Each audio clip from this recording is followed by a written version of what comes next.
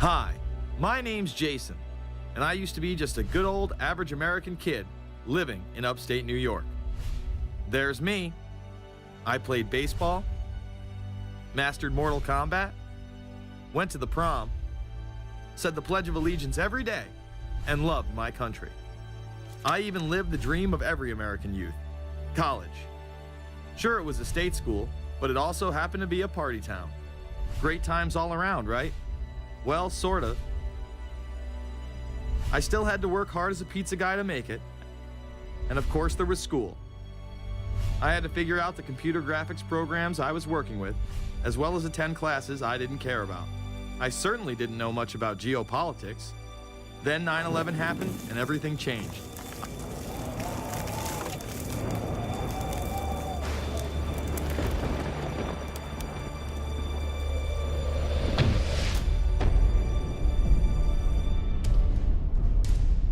I was pissed. How dare the Muslim extremists massacre all those people? But was it all true? Prior to the invasion of Iraq, something didn't seem right. I then did a startling thing. I actually took a look at what happened that terrible September day. What I found horrified and angered me to such an extent that I took action. We were lied to, and lied to big time. Before I knew it, I went from a normal college student to the political guy at the party to one of the guys that brought you the first internet blockbuster, Loose Change. The film would not only change my life, but countless others as well. If you've ever seen Loose Change, the documentary about September 11th, conspiracy theorist documentary, it is riveting. Oh, like, yeah. you watch it, and by the end, not even the end, 10 minutes in, you're like... You got your car packed, your head... You're just like, oh my God, it's all true. So every place, there's questions coming from this documentary. And you don't have to believe everything in the documentary to still have questions come up. And you look back and you remember what you saw and what you were told, and now you have questions. We got the boogeyman out there. Wow. See, for many years it was communism, then it was the war on drugs, now it's the war on terror. All through our life, we've had to have a boogeyman. Loose Change took the truth about 9/11 into the mainstream with over 100 million views and allowed me to travel the country and even take on some of my detractors. The answer is no, they cannot.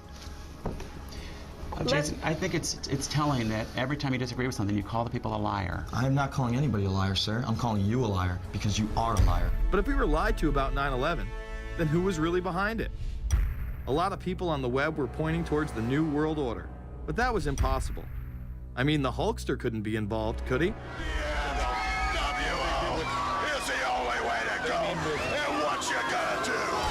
So I set out to find out if a New World Order really existed.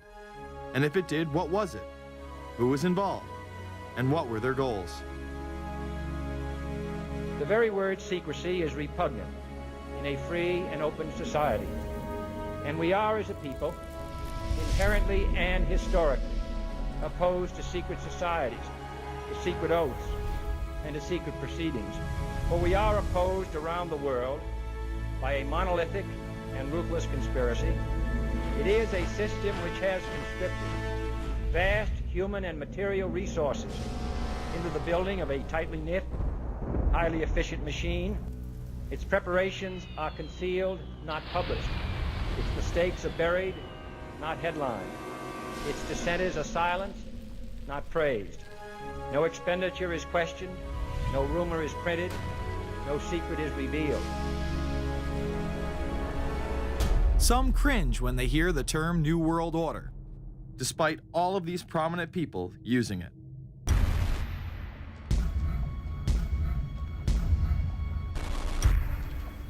The world that maybe some people dreamt of at that conference back in Bournemouth, when it looked as if maybe history would end, that liberal democracy would triumph, that free market economics would slowly progress, and we'd have a new world order.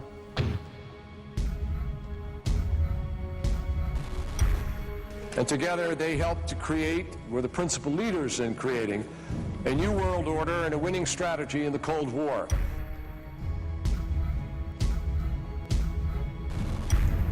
We are part of a new world order. And as the recently departed Admiral William J. Crowe once said, it's long on new and it's short on order.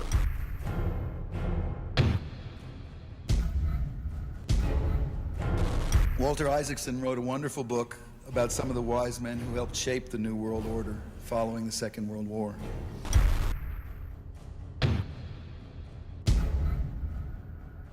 As we devise a way forward in Iraq, I urge the international community to embrace its responsibility for creating that new world order. A new world order based upon collective action.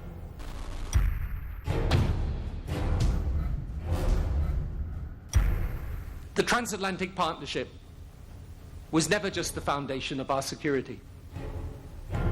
It was the foundation of our way of life. It was forged an experience of the most bitter and anguished kind. Out of it came a new Europe, a new world order, a new consensus as to how life should and could be lived.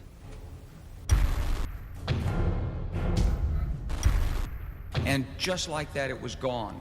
It was a new world order. That's what President George H. Bush said. Harvard historian Francis Fukuyama pronounced the end of history. In fact, when it is used, that person is often dismissed out of hand because of the perception that it is nothing more than a conspiracy theory.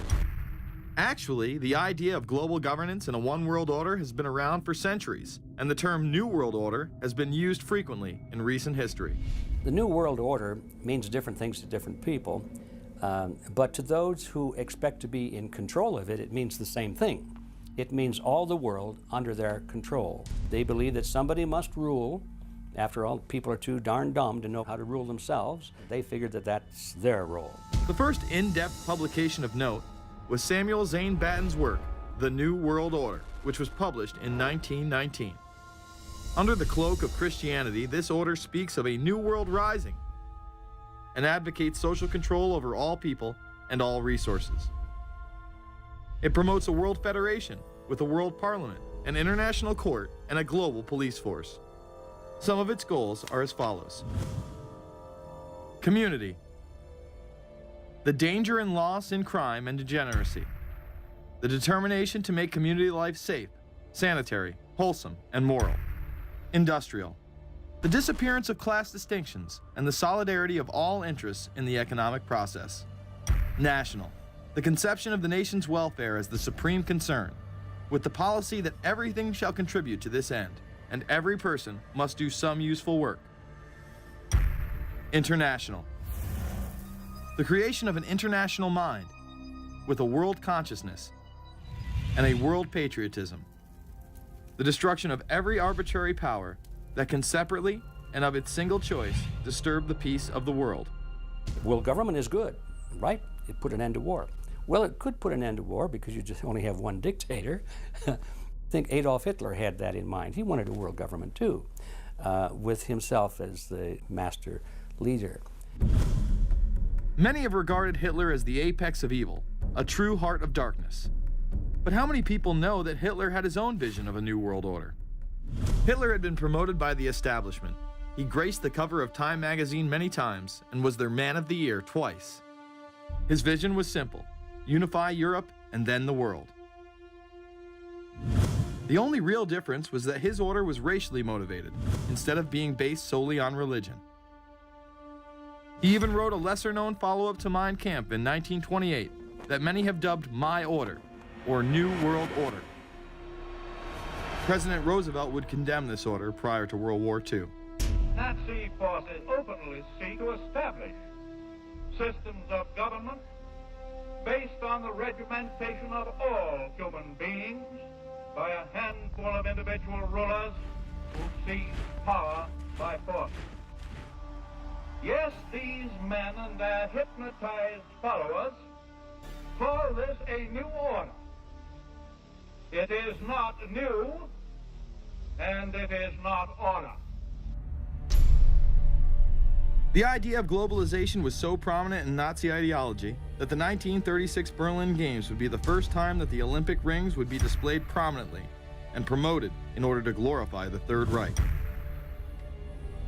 This symbol represents the 5 major regions of the world: Africa, America, Asia, Europe, and Oceania, interlocking and coming together as one.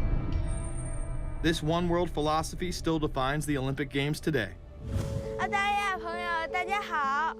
Australia, hello and welcome. One world, one dream. Hitler's methods of youth corps, concentration camps, eugenics, and military aggression were so visible to the rest of the world, he eventually failed. However, his vision of a new world order lived on. Author H.G. Wells, the man behind The Time Machine and War of the Worlds, would write about a planned world state in which there must be a common faith and law for mankind. In 1939, he would publish a full book on the matter called The New World Order.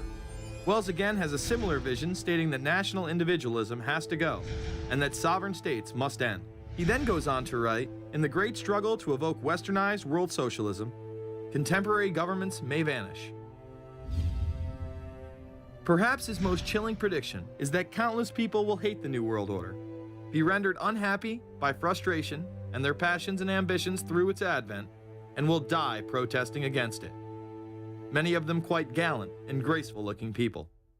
Collectivism is that concept where individuals are considered to be discardable, and that the group is more important, and that the ultimate group, of course, is the state.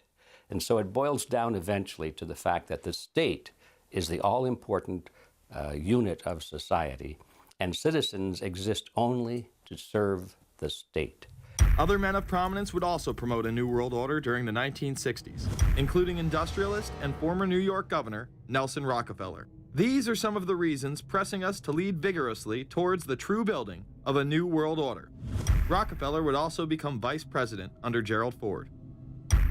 Religious leader Pope Paul VI, delegates to international organizations, public officials, gentlemen of the press, teachers and educators, all of you must realize that you have your part to play in the construction of a new world order. As well as former President Richard Nixon. And the hope that each of us has to build a new world order. However, Nixon was largely a mouthpiece for his most dominant advisor, Secretary of State Henry Kissinger. Kissinger may be the most vocal proponent for a new world order of his era. He has called for it time and time again, in policy papers, meetings, and interviews. Time magazine recognized both Nixon and Kissinger as Men of the Year after announcing their New World Order in China. However, they were working on it long before. In these once classified documents, they both discussed the new order with the president of Indonesia. Mainstream media was even critical of Kissinger's vision in the early 70s. In ragged, spasmodic fashion, a new world order is coming into being, but it looks less and less like the world order that Mr. Kissinger had constructed in his own mind. Kissinger's New World Order would fall under the radar for some time. However, it saw a vast revival during the first Bush administration. Here is Brent Scowcroft, former vice chairman of Kissinger Associates and former national security advisor under both Ford and Bush Sr., as he discusses the New World Order. Looking at the subtitle this morning, Are We Ready for the New World Order? Gives me something of the shudders. That phrase, New World Order, I'm afraid I'm partly responsible for resurrecting. To me, what that symbolized was perhaps a fundamental change in the character of our response to national security issues. Here, Charlie Rose asked Scowcroft, Kissinger, and former National Security Advisor Zbigniew Brzezinski if we are living in a new world order. Where are we as we think about this time in American foreign policy? Are we at a special moment which is being redefined? Or are we creating a new world order? We're at a moment when the international system is in a period of change like we haven't seen for several hundred years. In some parts of the world, the nation state on which the existing international system was based is either giving up its traditional aspects, like in Europe, or as in the Middle East. George H.W. Bush would campaign for a New World Order like no other president before him. He would openly discuss it during his State of the Union address. What is at stake is more than one small country. It is a big idea, a new world order, where diverse nations are drawn together in common cause to achieve the universal aspirations of mankind. Again, a unified Europe was a major goal in creating this order. With few exceptions, the world now stands as one. A year and a half ago, in Germany, I said that our goal was a Europe whole and free. Tonight, Germany is united. Europe has become whole and free. The world can therefore seize this opportunity to fulfill the long-held promise of a new world order. We can find meaning and reward by serving some higher purpose than ourselves, a shining purpose, the illumination of 1,000 points of light. Bush Sr. and his administration would tour and promote this agenda across the board at any given opportunity. The President has spoken often of a new world order. And we have an unprecedented opportunity to build a new era of peace and prosperity here and abroad, to build a new world order. It's my understanding, I think, that the President, and I don't know the context of how it came up in his speech last night in New York, said that China must be a part of the new world order. Guess I would like to ask you how you envision China fitting into the new world order. It is a country that we are going to have relationships with by virtue of its geopolitical importance. American officials say breaking down regional and national barriers to the flow of goods and services would represent a spectacular benefit to economies around the world. We are building a new world order.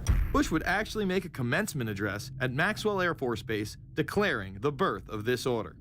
And that's why I wanted to speak to you today about the new world taking shape around us, about the prospects for a new world order now within our reach.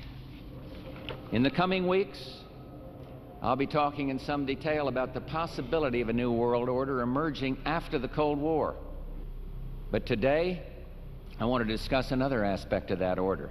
You see, as the Cold War drew to an end, we saw the possibilities of a new order in which nations work together. It refers to new ways of working with other nations to deter aggression and to achieve stability. As old threats recede, new threats emerge. The quest for the new world order is in part a challenge to keep the dangers of disorder at bay. We must build on the successes of Desert Storm to give new shape and momentum to this new world order.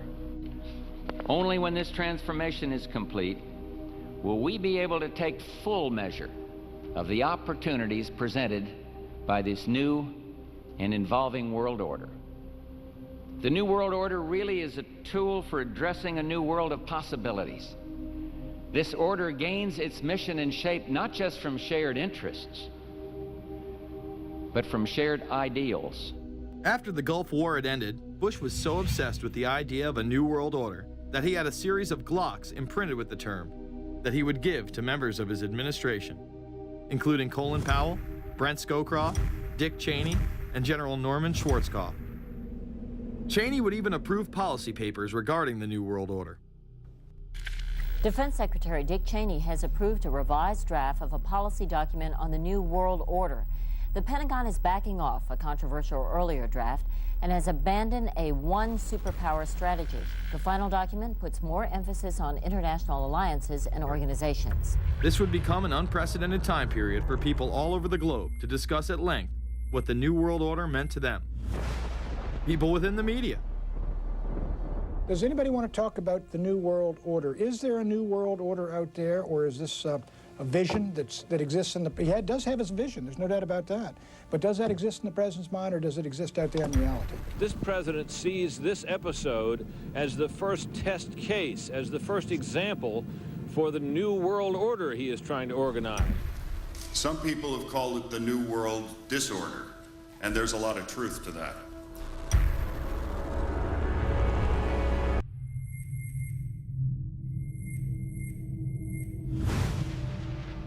University and institutional chairs.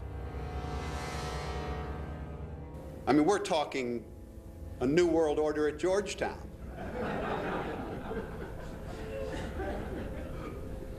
And we'd like to be very much a part of it and continue to live. This is a world that is likely to be dominated in the near future, and perhaps longer, by the Gulf War and the New World Order, which is the buzzword of the moment. So the secret of a New World Order, and at this point it's just a slogan, but it does have some historical background in terms that orders have succeeded each other over time. The secret of this is to learn how to use coalitions. We are effective in the United Nations. People within government. George Bush has invoked a New World Order without enunciating a new American purpose. The president has still failed to articulate clear goals for our nation's foreign policy in this new age. I find the term New World Order very revolting, and just not only historically but politically today. I think Harding is absolutely right, and the actions of the administration just after enunciation of the New World Order put the lie to the fact there is any real substance behind what they say as New World Order. The first act of the New World Order was A, to make war, and then B, was to sell arms all over again. Is there a New World Order? We know certainly that George Bush has copyrighted the term at this point. In the aftermath of this war, though, is it an empty vessel into which something will be poured? Is it the appropriate term to use? Is it going to be a New World Order, or will disorder be just as significant in this process as we look ahead? Let's start with Madeline. I think that we have, in fact, kind of had this term thrown at us, and many of us have not liked it, partially because of the previous historical connotation, and partially because I think it doesn't really deal with the way the world ought to be or is at the moment.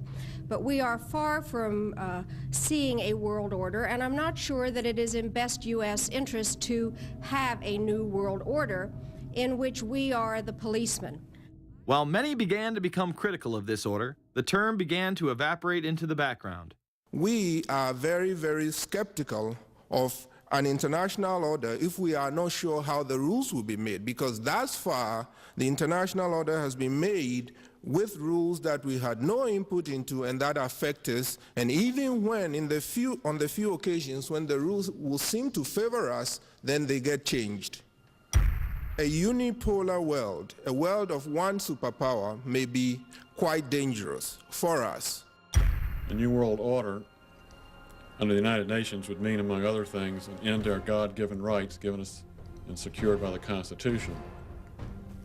The New World Order, which now has been called by some the New World Disorder, and by some people on the more liberal persuasion, the taking over of the world by the Council on Foreign Relations, the Trilateral Commission, and the UN to put us all in slavery. But what are these organizations? Who founded them? And what are the stated goals of each? Before we begin with the Council on Foreign Relations, let's delve further into history to understand roundtable groups and their origins.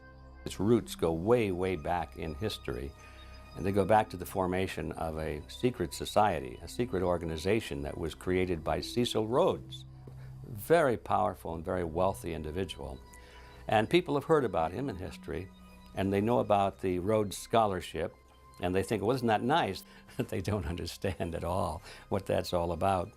Cecil Rhodes, when he died, left his great fortune not to his family, not to his heirs, but for the creation of a secret society. And we know about this because there were some people very intimately involved with this organization who wrote about it. One of the best authors on this topic is Professor Carroll Quigley. He wrote several books, and Tragedy and Hope is the best known of his. He described in detail this secret organization created by Cecil Rhodes, and he explains in these books he knows about them because he was invited by the organization into its inner circle. He was never a member of it, but he was invited in as their historian, and he was allowed to see their secret records and papers and study them for several years. And he knew all the important players, and he understood what it was about, and so he wrote these books.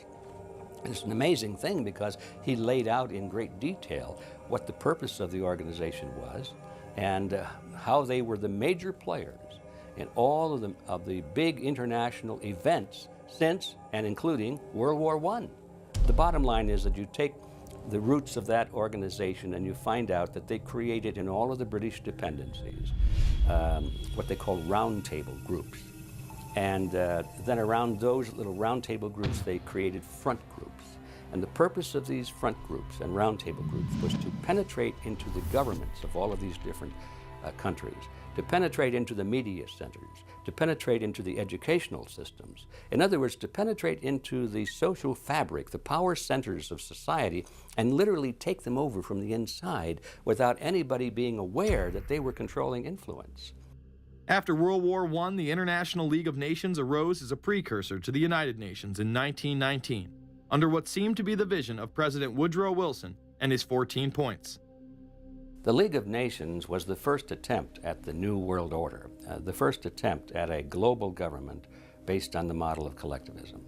And it was the brainchild of the elitists, the ancestors of the very people who are still working on this project. They're collectivists, the very wealthy people. They're the ones in this country who dominated the powerful tax-exempt foundations, like the Carnegie Endowment Fund for International Peace, the Rockefeller Funds, the Ford Foundation, and groups like that. These people were on record, even way back then, that they had to have a new world government, and they dreamed of that being embodied in the League of Nations. And they were solidly behind it. And that was one of the reasons those people encouraged the United States into World War I, was because of the crisis of World War I, and that would also condition Americans to thinking of making big changes in their system, because we certainly don't want another war like that, do we? There's that fear angle again. And they thought, well, by being in World War I, then we would be a major participant at the table to carve up the world and create a new world government. And that was to be the League of Nations. Well, what happened to it is that the American people didn't really go for it. Wilson was aware of the elite and their control over society. In his book, The New Freedom, published in 1913, he discussed such a group. Since I entered politics, I have chiefly had men's views confided to me privately. Some of the biggest men in the United States, in the field of commerce and manufacture, are afraid of something. They know that there is a power somewhere so organized, so subtle, so watchful, so interlocked, so complete, so pervasive, that they better not speak above their breath when they speak in condemnation of it. Ultimately, this insight did not spare him from becoming yet another puppet of the global elite. In all of the British dependencies, these organizations, the front groups, were called the Royal Institute for International Affairs. In the United States, they chose a different name. They chose the Council on Foreign Relations, but it held exactly the same relationship to this inner society of Cecil Rhodes. Among the charter members were W. Averell Harriman of Union Banking, then President of the United States Woodrow Wilson's main advisor, Colonel Edward Mendell House, John D. Rockefeller, the founder of Standard Oil, banking mogul J.P. Morgan, and prominent bankster Paul Warburg. Well, the Council on Foreign Relations exists today. It's probably the most powerful single organization in America. Many observers, including myself, believe that it is the hidden government of the United States. These people are not elected to office, and most Americans don't even know who they are. But they are holding all of the important positions in society. There are only about 4,000 of them in the United States, but I don't care what organization you want to look at, whether it's government, or whether it's the universities, or the large media centers, or whatever it is. You look at the people at the tops of those organizations.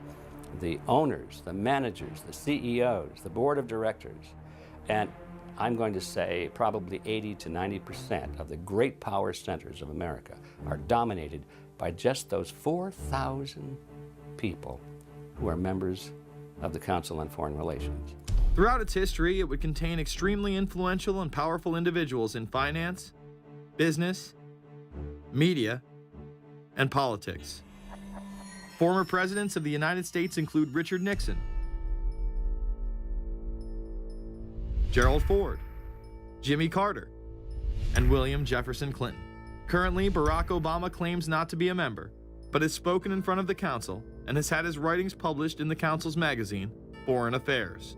It's been reported that you and your wife are in the globalist CFR, which is the Council on Foreign Relations.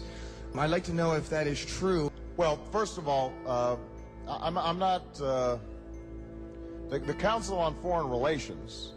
I don't know if I'm a official member. I've spoken there before. It basically is just a forum where a bunch of people talk about foreign policy, and so there's nothing. There's no official membership. I don't have a card or, a special handshake or anything like that.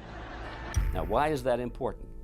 It's important because the avowed purpose of the Council on Foreign Relations is to create a new world order, a global government based on the model of collectivism. And that includes the elimination of the United States as a sovereign nation. That's why it's important. The people running this country are determined to destroy it. The Council was heavily criticized during the 1980s for being an organization hell-bent on destroying national sovereignty in favor of a world government. So many of its members hid their association with the organization.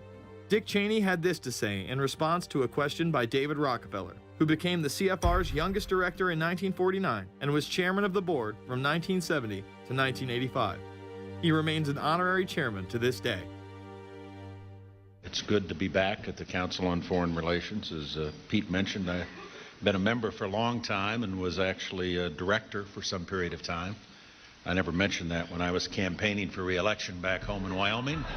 Now, you are the president of the Council on Foreign Relations, all right? Yes, sir. You guys toy with countries of the world like toys, don't you? You're like the Illuminati, you're the Masons, you control everything, don't you? That's the rap on you guys. What's so interesting now, though, is who's on the chessboard. It's the toys, if you will, are a lot more than states. Notice that Mr. Haas does not deny that the CFR has massive control over the geopolitical arena, and instead tries to focus on the separate entities outside of nation-states. Current Secretary of State Hillary Clinton also reveals the importance of the CFR here. But it's good to have an outpost of the Council right here down the street from the State Department.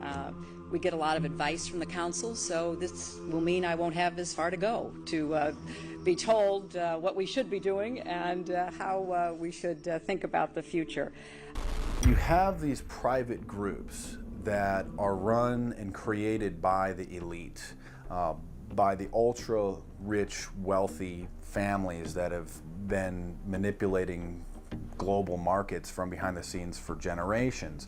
They create these private groups that then feed information to the government, to senators, to congressmen, their recommendations, their policy papers, what they think should happen. And it's fascinating because if you actually read what it is that they're doing, the recommendations that they make, they're very able to get them put in place.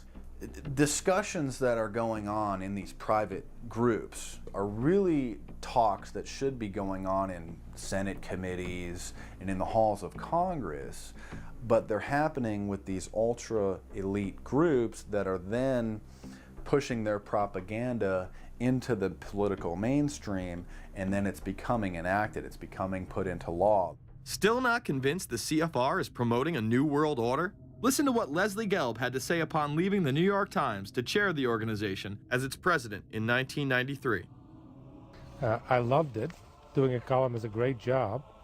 I'm going to an equally great but different job, and in a way a job that that caps everything I've been doing in my life, in government and academia and in journalism. I think that's what the Council on Foreign Relations will allow me to do.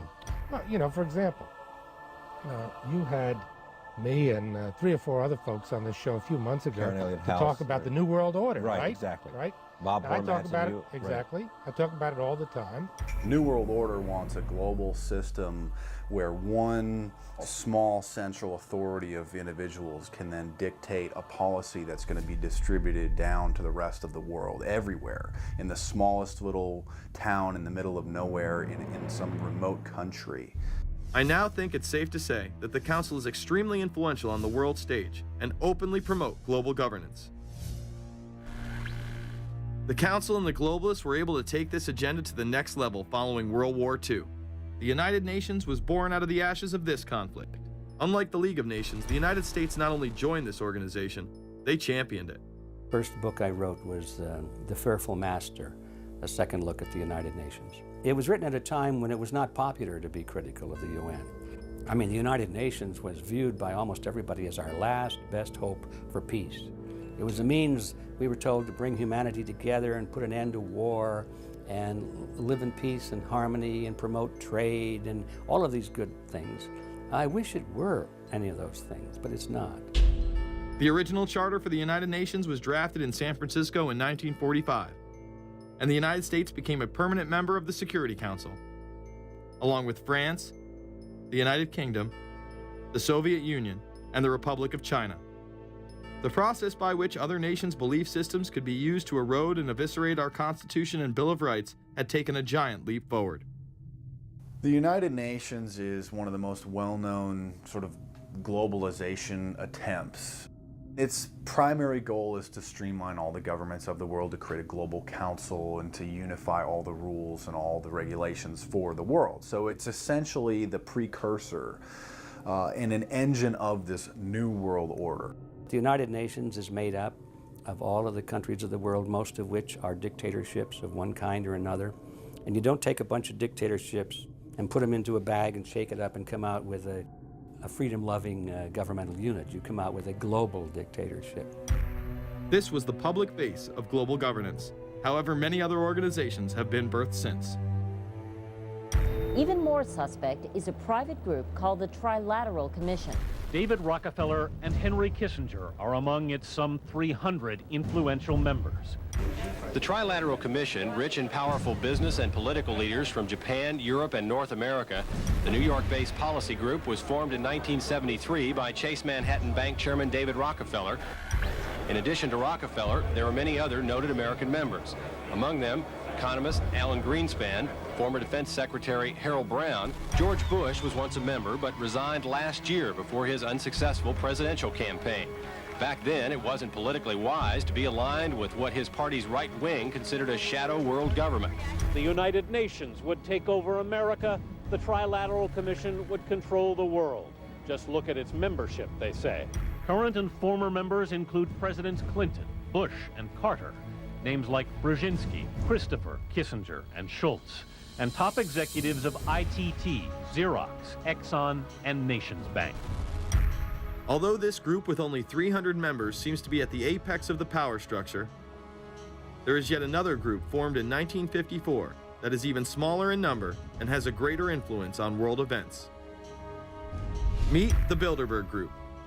This elite group meet annually around the globe.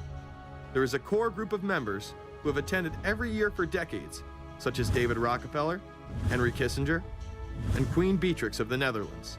These members invite others who are politically and socially relevant at the time. Each year, around 140 people are in attendance. Real quick, I asked Hillary this question. In June of 2004, you attended a meeting in Italy called the Bilderberg Group. I just want to know what you were doing out there, what that was all about. If she lied to me and told me she didn't go, I figured you might tell me the truth. All I did was go. They had a Republican and a Democrat. Republican was... I gave like a 20-minute talk on the presidential election. Did it have anything to do with being John Kerry's running mate? Did you talk about that at all? No, because I wasn't his running mate. Okay. I happened to be in Europe then on my way to Russia. I was invited to go to Bilderberg by Vernon Jordan, a friend of mine and a genuine hero of the civil rights movement. And to the best of my knowledge, NAFTA was not discussed by anybody in my presence. Documents released by the group in 2001 reveal that in September of 1955, the group met in Germany and covertly outlined the idea of a European Union. Section E, European Unity, discusses the general support for European integration and unification, and the idea to unify Germany once again with the rest of Europe under a common marketplace. Belgian Viscount and current Bilderberg chairman Etienne Davignon told the EU Observer in 2009 that the next Bilderberg meeting could improve understanding on future action in the same way it helped create the euro in the 1990s. This illustrates the patience, vision, and reach of this organization. It was able to promote and establish both the European Union and the European currency over the course of just under 40 years, incrementally. One of the things that the elitists discussed back at the turn of the century when they were talking about how do you convert the United States into a collectivist system was the fact that you can't do it quickly. You have to let people get used to it incrementally, because any major change would be rejected. The 1957 Conference of Rome, where the Common Market Treaty, providing for free trade in all products, was at last signed. 6 nations, France, Germany, Italy, Belgium, Holland, and Luxembourg, agreed to remove all mutual barriers to trade within 12 to 15 years, the embryo of a political union which they proclaimed to be their ultimate objective. In that fashion, it's possible for people to get used to this process and even to think it's a good thing. People will accept the gradual growth of government, the gradual loss of their purchasing power. They'll accept almost anything if it's done gradually, and we have to be very alert to that.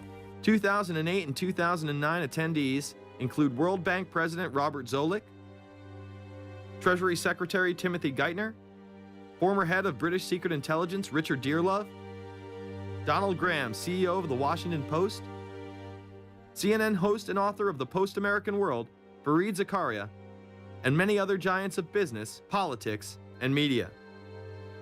You just came back from meeting with the Bilderberg Group. The Bilderberg Group are, you know, when people who are conspiracy theory people, they send me mail, it's usually about the Bilderberg Group. And I get these books on my front door, which I'm uncomfortable with. And it's all about the Bilderberg, like they're the modern day Illuminati. Are you a member of the Bilderberg Group? I don't think we're supposed to talk about this. Many have identified them as the kingmakers, the puppet masters that pull the strings behind the scenes. Perhaps there is no better example of this than what occurred during the 2008 conference. Immediately after Obama had been selected as the Democratic presidential nominee, the pressure was on to choose a running mate. We've put together a committee. We are going to be equally deliberative in how we move forward. And we're not going to do it in the press, and we're not going to do it through surrogates. He then tricked the press corps into staying on the plane as it took off from Washington. He was whisked away to an undisclosed location. Obama was supposed to fly home. He'd been here in Virginia. He was supposed to fly home out of Dulles, as you know, outside Washington, D.C. The press corps was waiting for him on the plane, and the pilot announced that they were leaving, and Barack Obama was not on the plane. Presumptive nominees in the past has always been that they have at least a press pool with them at all times. Is there a reason why we didn't go with him in the motorcade all the way? This is what we're out here for. Now we're on this plane with no candidate. Again, you know, I understand. There was a desire to do these meetings, obviously, in private. The press then began to report that Obama and Hillary were meeting secretly in her home. Well, we continue to follow our breaking news. Barack Obama, Hillary Clinton meeting tonight at her house in Washington, D.C. However, it was later revealed that they never actually met at Clinton's home. And we're following this breaking story. Candy Crowley, we understand, has new information. Candy, what have you learned? We are hearing actually from Chris Welsh, who is our embed with the Obama campaign. Those are the people that took off without Obama and went to Chicago. The spokesman there is in fact confirming that the meeting did take place. They're talking in past tense now, but saying that the meeting did not take place at the Clintons' house. It took place at this point at some place, I don't know where, some undisclosed place in Washington, D.C., not at Hillary Clinton's house. Remember, Gibbs mentioned that Obama had a desire to have several meetings, not just one. Is there more than one meeting? Is there more than one person with whom he... I'm not going to get into all the details of the meetings. I don't know that I've got a ton more different answers for all of your questions. The truth of the matter is that Bilderberg just happened to be in the neighborhood at the time. They were holding their annual meeting just down the road in Chantilly, Virginia. What are the chances? What's interesting and dangerous about the New World Order is that it's not a natural progressing idea. It's just not civilization naturally evolving and organizing into this system. It's the group of extremely powerful people that are manipulating the system to get it to this status from behind the scenes without anybody's knowledge. You have to ask yourself, if there isn't an agenda going on to keep those organizations quiet and to keep them out of the news, to keep the discussions about them behind closed doors, then why is it that these supposed experts on the left and on the right never talk about them?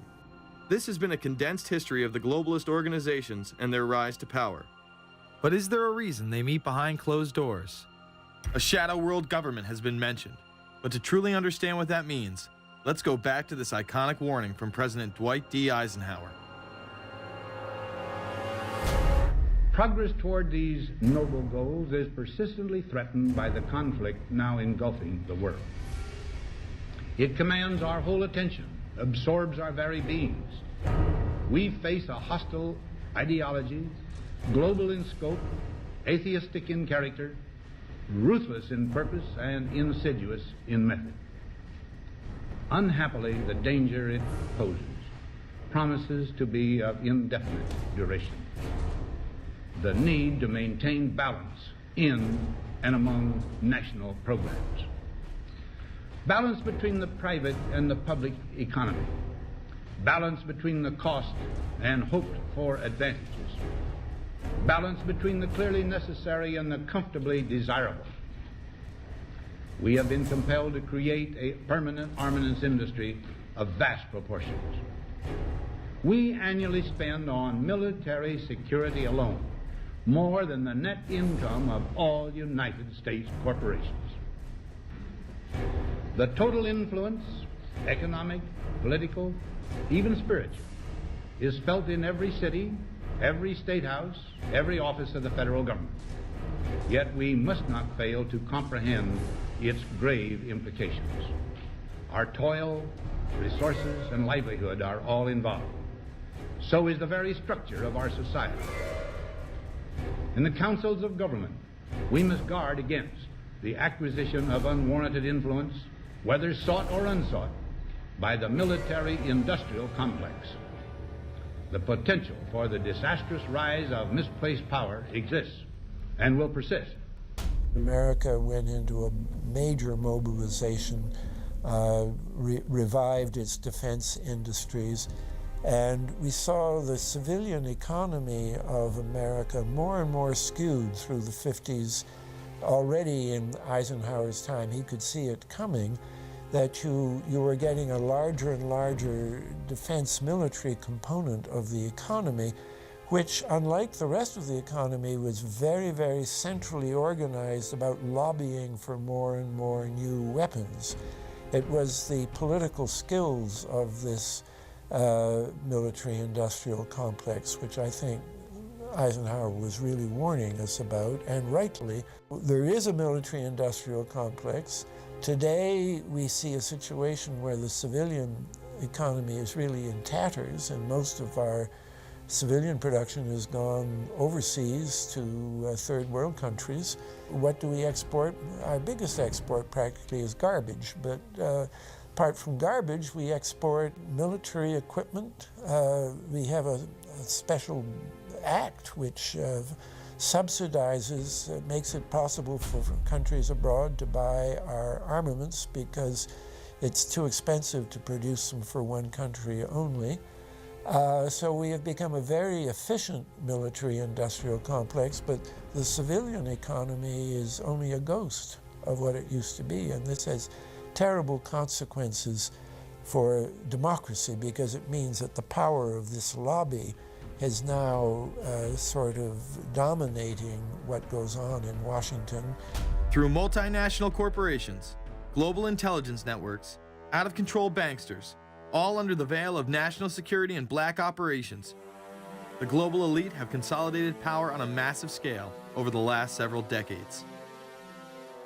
You see, global corporations not only fund and develop large technological and military projects here and abroad, they also own the consumer industry and production, as well as all of the important media. By owning the vast majority of what we hear and see on a daily basis, we have been manipulated on a mass scale as to regards to what we believe and desire, both socially and politically. Edward Bernays, the nephew of world-famous psychoanalyst Sigmund Freud, would study group dynamics and become the father of public relations. He authored the book Propaganda in 1928. In it, he described how to intelligently and consciously manipulate the habits and opinions of the masses within a democratic society. He went on to state that those who harness this unseen mechanism of society constitute an invisible government and are the true ruling power. It is they who pull the wires which control the public mind, who harness old social forces and contrive new ways to bind and guide the world.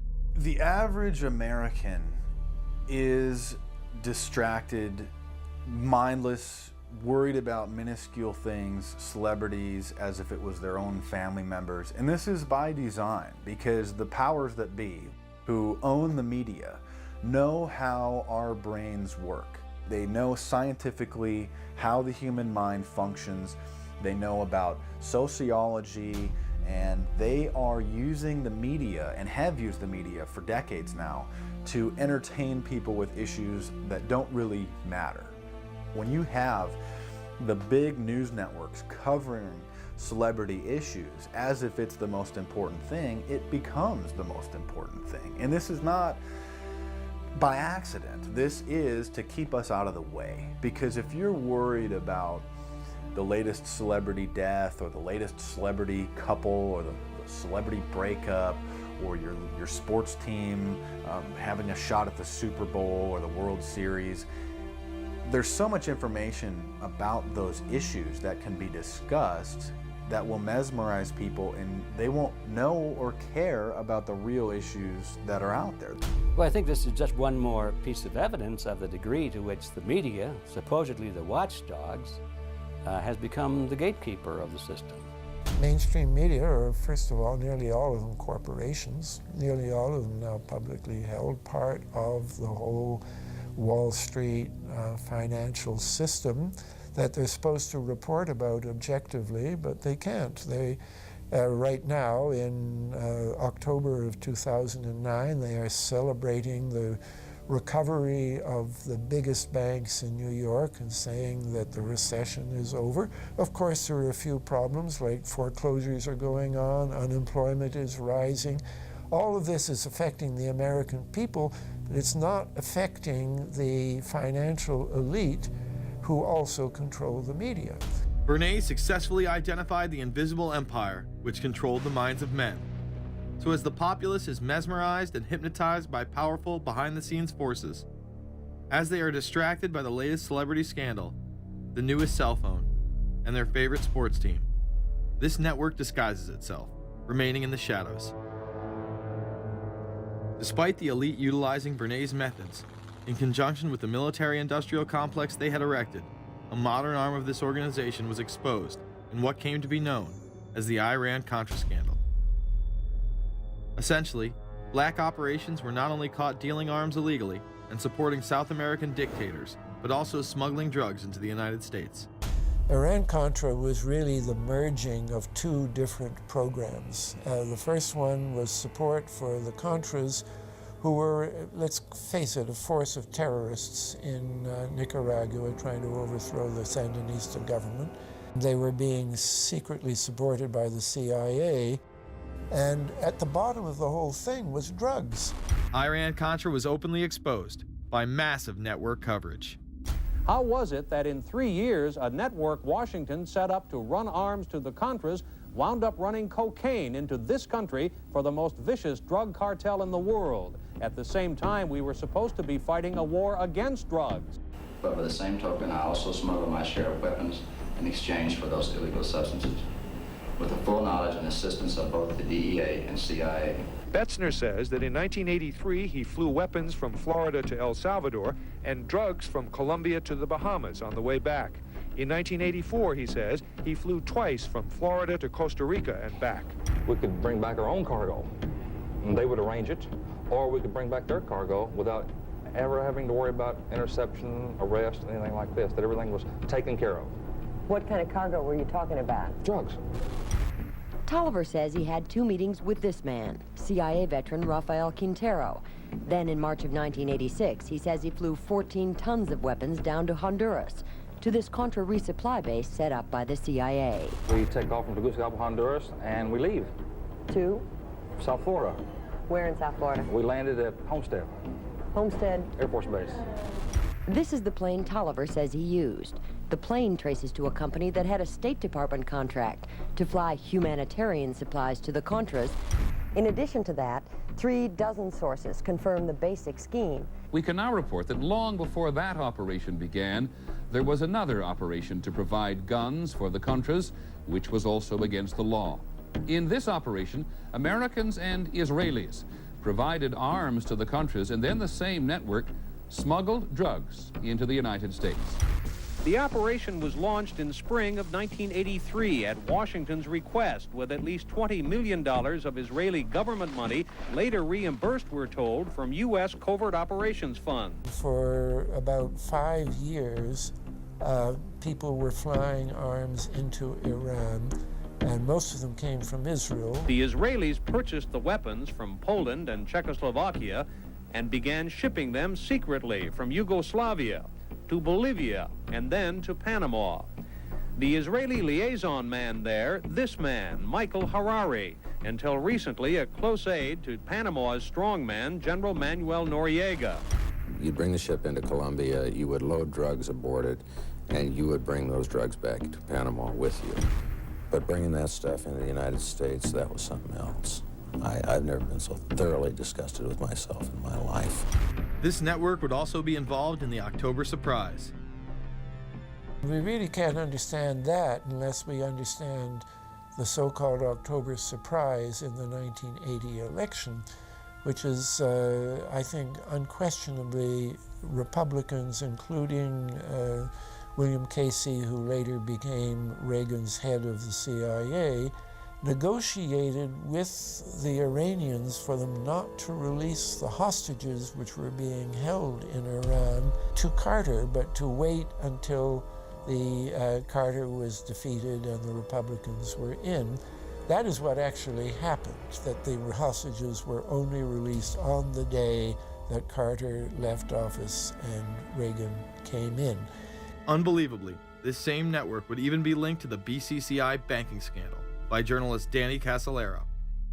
Casolaro was probing a conspiracy he called the Octopus, which involved the Iranian hostage crisis, the Iran-Contra affair, with, believe it or not, all funds channeled through BCCI, the international bank charged with everything from money laundering to fraud. BCCI, it's a shadowy international bank linked to terrorists, drug runners, and dictators. Little was known about BCCI until 6 of its top officers were arrested in Tampa in October of 1988 on charges of laundering drug money for Colombian cocaine bosses. The BCCI men were convicted, and the bank itself pleaded guilty. But for some reason, the bank was allowed to continue to operate all over the world.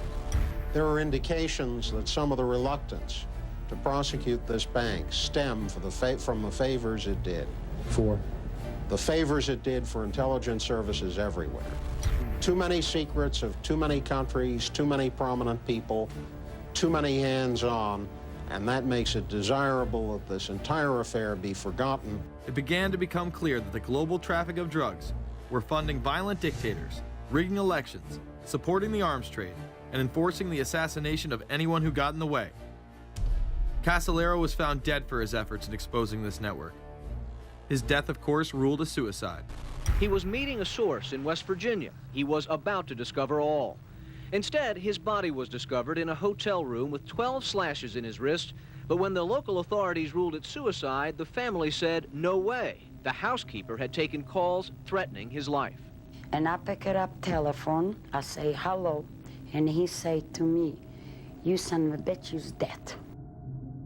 Casolaro would not be the only person involved in the scandal to wind up in a casket.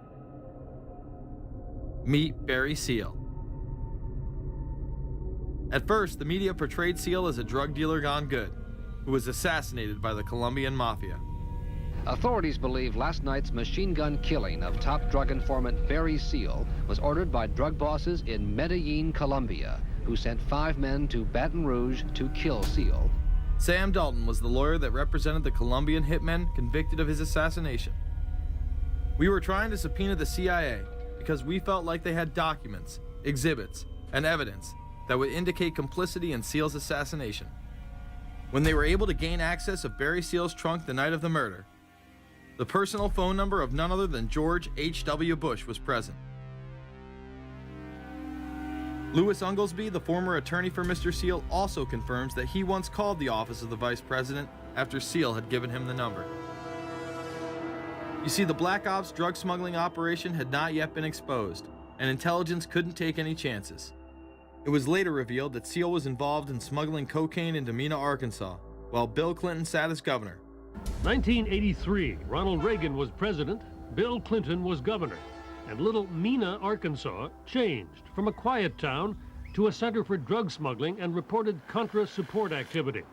In the middle of it all, this man, admitted dope smuggler Barry Seal. Arkansas State Trooper Russell Welch investigated Seal's organization. Each trip would have 250 to 350 pounds of cocaine. According to the London Telegraph, Arkansas State Trooper Larry Patterson testified under oath that he and his officers discussed repeatedly in Clinton's presence the large quantities of drugs being flown into Mena Airport, large quantities of money, large quantities of guns. Hot Springs police officers would also record Roger Clinton, Bill's brother, during a cocaine transaction stating, "Gotta get some for my brother. He's got a nose like a vacuum cleaner." There was also a large amount of money laundering going on in Mena. Former IRS agent William Duncan traced some of Seal's drug profits laundered through Mena banks. We had direct testimony from people who were involved in the money laundering operation. We had testimony from people at banks who observed the transactions. What happened when you tried to make this case before a grand jury? I was never asked to present the evidence to a grand jury, ever. This very same network used BCCI to fund the Afghani rebels. The deputy director of the CIA, Richard Kerr, said late today that the CIA did use the Bank of Credit and Commerce International, BCCI, to support CIA activities overseas. Most people still believe that the Soviets had maliciously invaded Afghanistan in order to spread their communist agenda. The Al-Qaeda was essentially a kind of a byproduct of Brzezinski's campaign to embarrass the Soviet Union in Afghanistan. They weren't in Afghanistan at that time. Brzezinski boasted later that he was responsible for drawing them into Afghanistan. And he did this extraordinary interview with Le Nouvel Observateur in France, and they said, "But aren't you worried that you've created this whole new force of Al-Qaeda?" And he said, "Oh, what's more important, a few crazed Islamists or the fall of the Berlin Wall?" And they said, "But you know, is there no danger? Aren't they dangerous?" And he said, "Nonsense." He said all this in 1998. So I knew Brzezinski at McGill University. We were students together and took very small classes together. And in some ways he's bright, and in some ways he's kind of nuts. And he had the kind of nuttiness that made him attractive to the Rockefellers. Bin Laden and his network were actually funded by BCCI through U.S. covert operations. Well, the reason I bring it up, if you've ever heard any of our call-in shows, you know that we have people that think about the conspiracy theories of people like you. You would be a poster child for these people because you have served on the board of the Council on Foreign Relations. You helped start the Trilateral Commission, and you've been to the Bilderberger Group. Are people too close in this world, people in business, too close to the governments?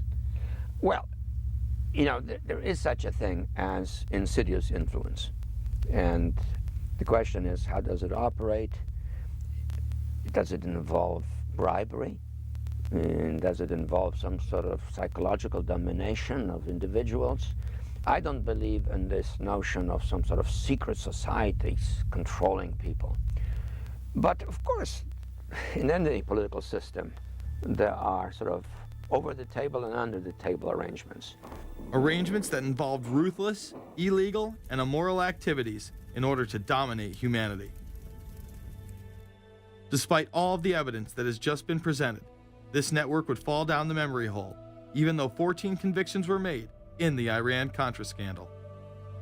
The continued cover-up would be made possible by George H.W. Bush. These documents that came forward in the North trial clearly reveal the involvement of the Vice President to a greater degree, I think, than he has acknowledged heretofore. This, of course, did not stop him from pardoning those involved during the twilight of his presidency. Some new reverberations today to President Bush's Christmas Eve surprise, the pardoning of former Defense Secretary Caspar Weinberger and several others in connection with the Iran-Contra allegations. Well, now the special prosecutor says it's the president who needs to explain some things. The real issue is why the notes weren't produced 5 years ago when the congressional investigation and the independent counsel's investigation had requested them. Because high-level political officials scrambled to limit the investigation and establish plausible deniability for the upper echelons of the network, including Bush himself. So who is this guy, and how did he come to power? To understand that, we must first take a look at his father, Prescott. Prescott was born into privilege and became extremely influential in business, intelligence, and politics. He helped establish the CIA out of the Army's Office of Strategic Services with the Dulles brothers, and served as a senator in the state of Connecticut. However, during his time serving as one of the directors of Union Banking Corporation, he was doing business with Nazis. The Bushes have been sort of at the heart of the military-industrial complex since its very beginning, and that Prescott was involved in a firm that actually fronted for Nazi firms in America. In fact, Union Banking and its subsidiaries were seized by the United States government in October of 1942 under the Trading with the Enemy Act. After the war, the assets were returned, a few fines were paid, and it was swept under the rug of forgotten history. These Nazi ties should not be all that shocking, seeing as it has been declassified that the Office of Strategic Services recruited Nazis into its ranks through Project Paperclip in August of 1945. George Bush seemed to follow in his father's footsteps, using Prescott's business connections to move to Texas and get into the oil industry. He would first attain political office as a Texas congressman in 1966, but then lose his bid as a Texas senator in 1970. It was at this time that Nixon appointed Bush as an ambassador to the United Nations. According to official accounts, Bush then began work with the CIA as its director in 1976. Evidence suggests that Mr. Bush and the CIA actually had a much longer-standing relationship. There are indications that he had relations to the CIA before. There's a very strange memo, and the name's George Bush. And when this was published, there was a lot of fuzzing of the issues, but given George H.W. Bush's strong connections with the Cuban community, I think there is a good chance that it was that the George Bush we know, so that he did have a CIA connection. Bush left the CIA just under a year after his appointment. He is credited with restoring the agency's morale, as its image was being shattered by the Church Committee's revelations of the CIA's unauthorized activities involving assassinations and corruption. In reality, Bush was responsible for denying the Church Committee many of the documents it requested and making it impossible for them to do a thorough investigation. After his time as CIA director, he devoted himself to becoming the next president of the United States. Many people within his own party did not like his globalist ties. Along the campaign trail, Bush continually had to explain his association with the group. So, you know, J.R. Ewing in the show Dallas? J.R. is a member of the Trilateral Commission, I think. It's got to be because it's so bad. Let me tell you something. I used to be a member of it. I resigned, as I did from every business thing I was in, to concentrate on one thing, running for President of the United States. Ronald Reagan initially had no interest in having Bush as his running mate. Even then presidential candidate Ronald Reagan had questions. I would suggest that maybe Mr. Bush would clear the air if he'd tell us why he resigned. Reagan's backers then forced him to choose their intelligence frontman, George H.W. Bush, as his vice president. But in spite of last year's campaign rhetoric, all seems to be back to normal between George Bush and his old colleagues. And President Reagan, who is relying on many of these powerful business leaders to make his economic package work, will host commission representatives at the White House Monday. After Reagan's election, there was an attempt on his life, just 69 days into office. Astoundingly, Bush would again be connected. So just who is John Hinckley Jr.? When he left this neighborhood 8 years ago, he was, by all accounts, well-liked and seemingly normal. This donut shop near the motel was visited by Hinckley, who reportedly waited for a phone call here each day, even though he had a phone in his motel room. The nature of the calls is not known. A touch of irony. The young man walking with the elder Hinckley is 30-year-old Scott Hinckley, John Jr.'s brother. He and Vice President Bush's son, Neil, are friends. They had planned to have dinner together in Denver tonight. The plans have been canceled. We were told Hinckley was a madman acting alone. If that was the case, why was he making phone calls from a payphone down the road instead of his hotel room? Why was the would-be assassin's brother a family friend of the man who stood to gain the presidency? While Reagan led the nation in the public eye, Bush exploited his power through the largely unknown Continuity of Government Directive. In the United States federal government, there is a super-secret agency which controls this shadow government. The National Program Office allowed Bush and his network to attain executive emergency powers. Ronald Reagan authorized the National Program Office when he signed a top-secret directive in 1982. Oliver North was one of the key officers responsible for the program's startup.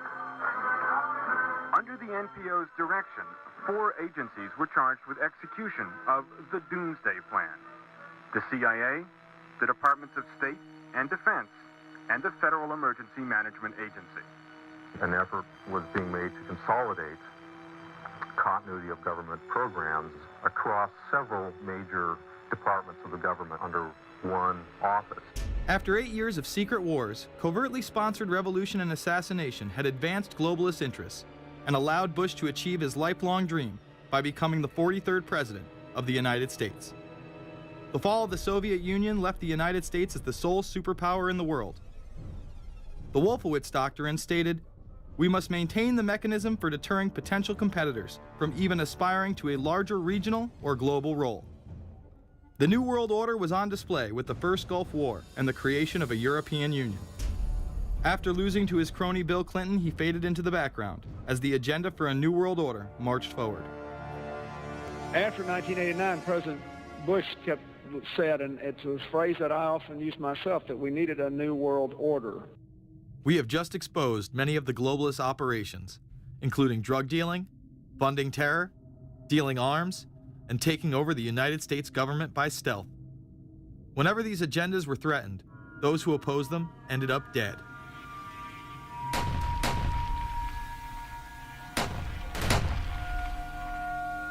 We've got some difficult days ahead, but it really doesn't matter with me now, because I've been to the mountaintop.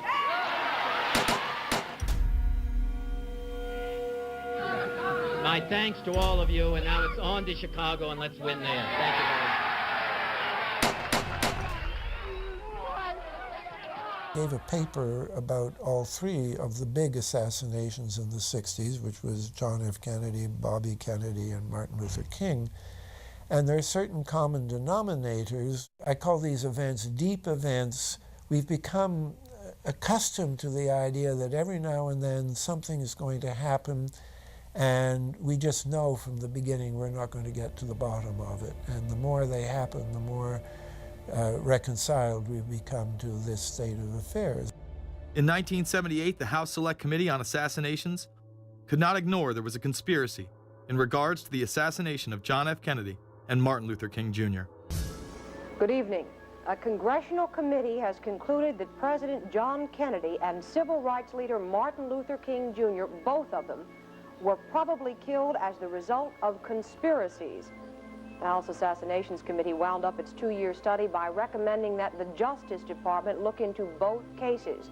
In the assassination of Dr. Martin Luther King, the committee concluded the likelihood of conspiracy. The committee's summary of findings says President Kennedy was probably assassinated as a result of a conspiracy, that its evidence establishes a high probability that 2 gunmen fired at the motorcade.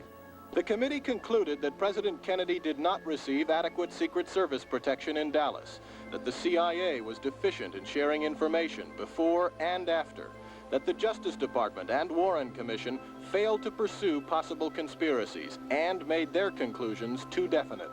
There seems to be no debate that the CIA and Secret Service were involved in the assassination, as you can clearly see 2 Secret Service agents being taken away from their positions at the back of Kennedy's vehicle just moments before the assassination.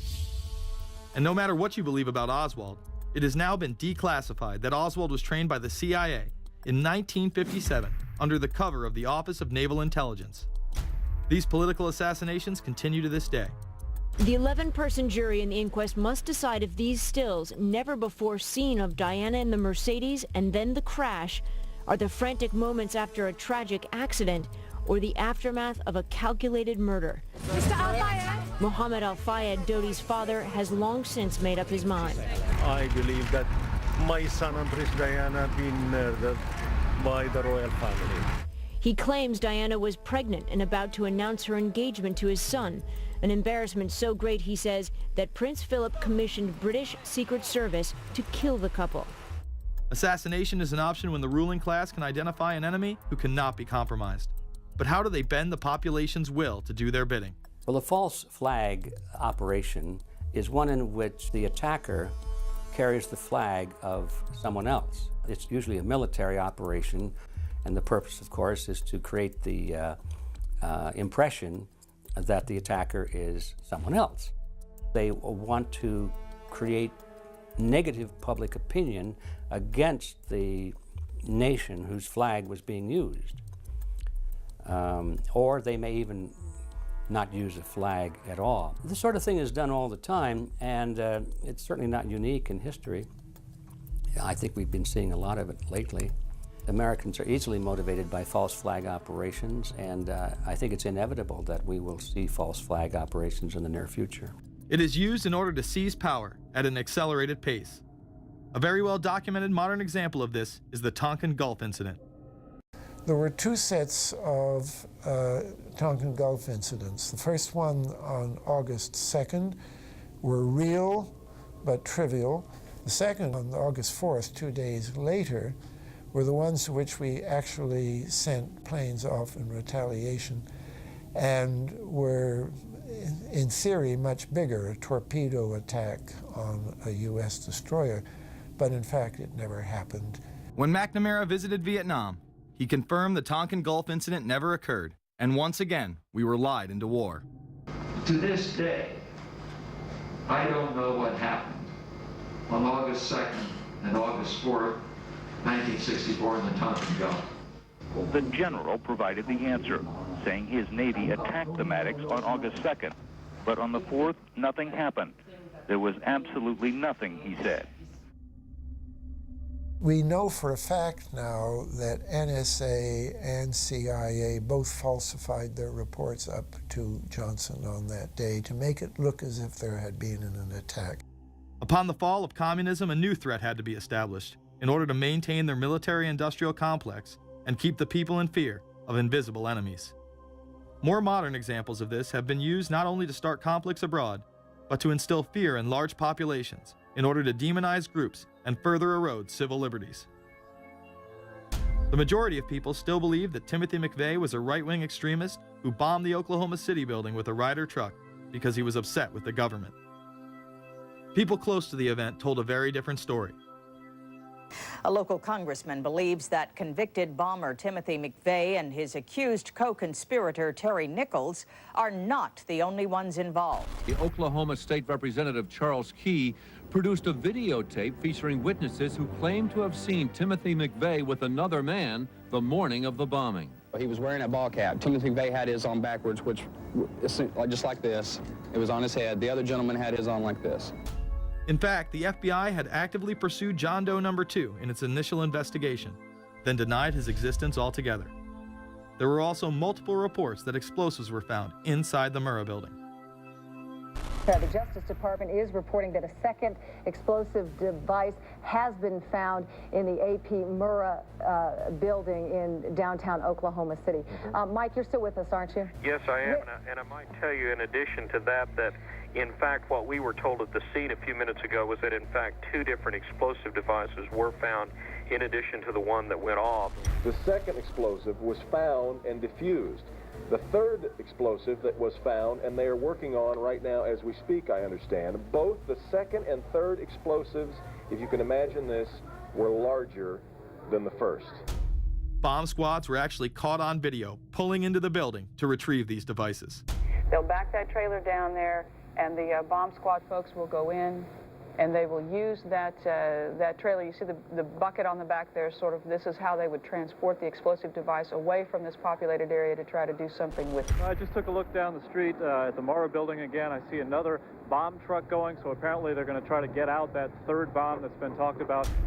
This was even confirmed by the governor at the time, Frank Keating.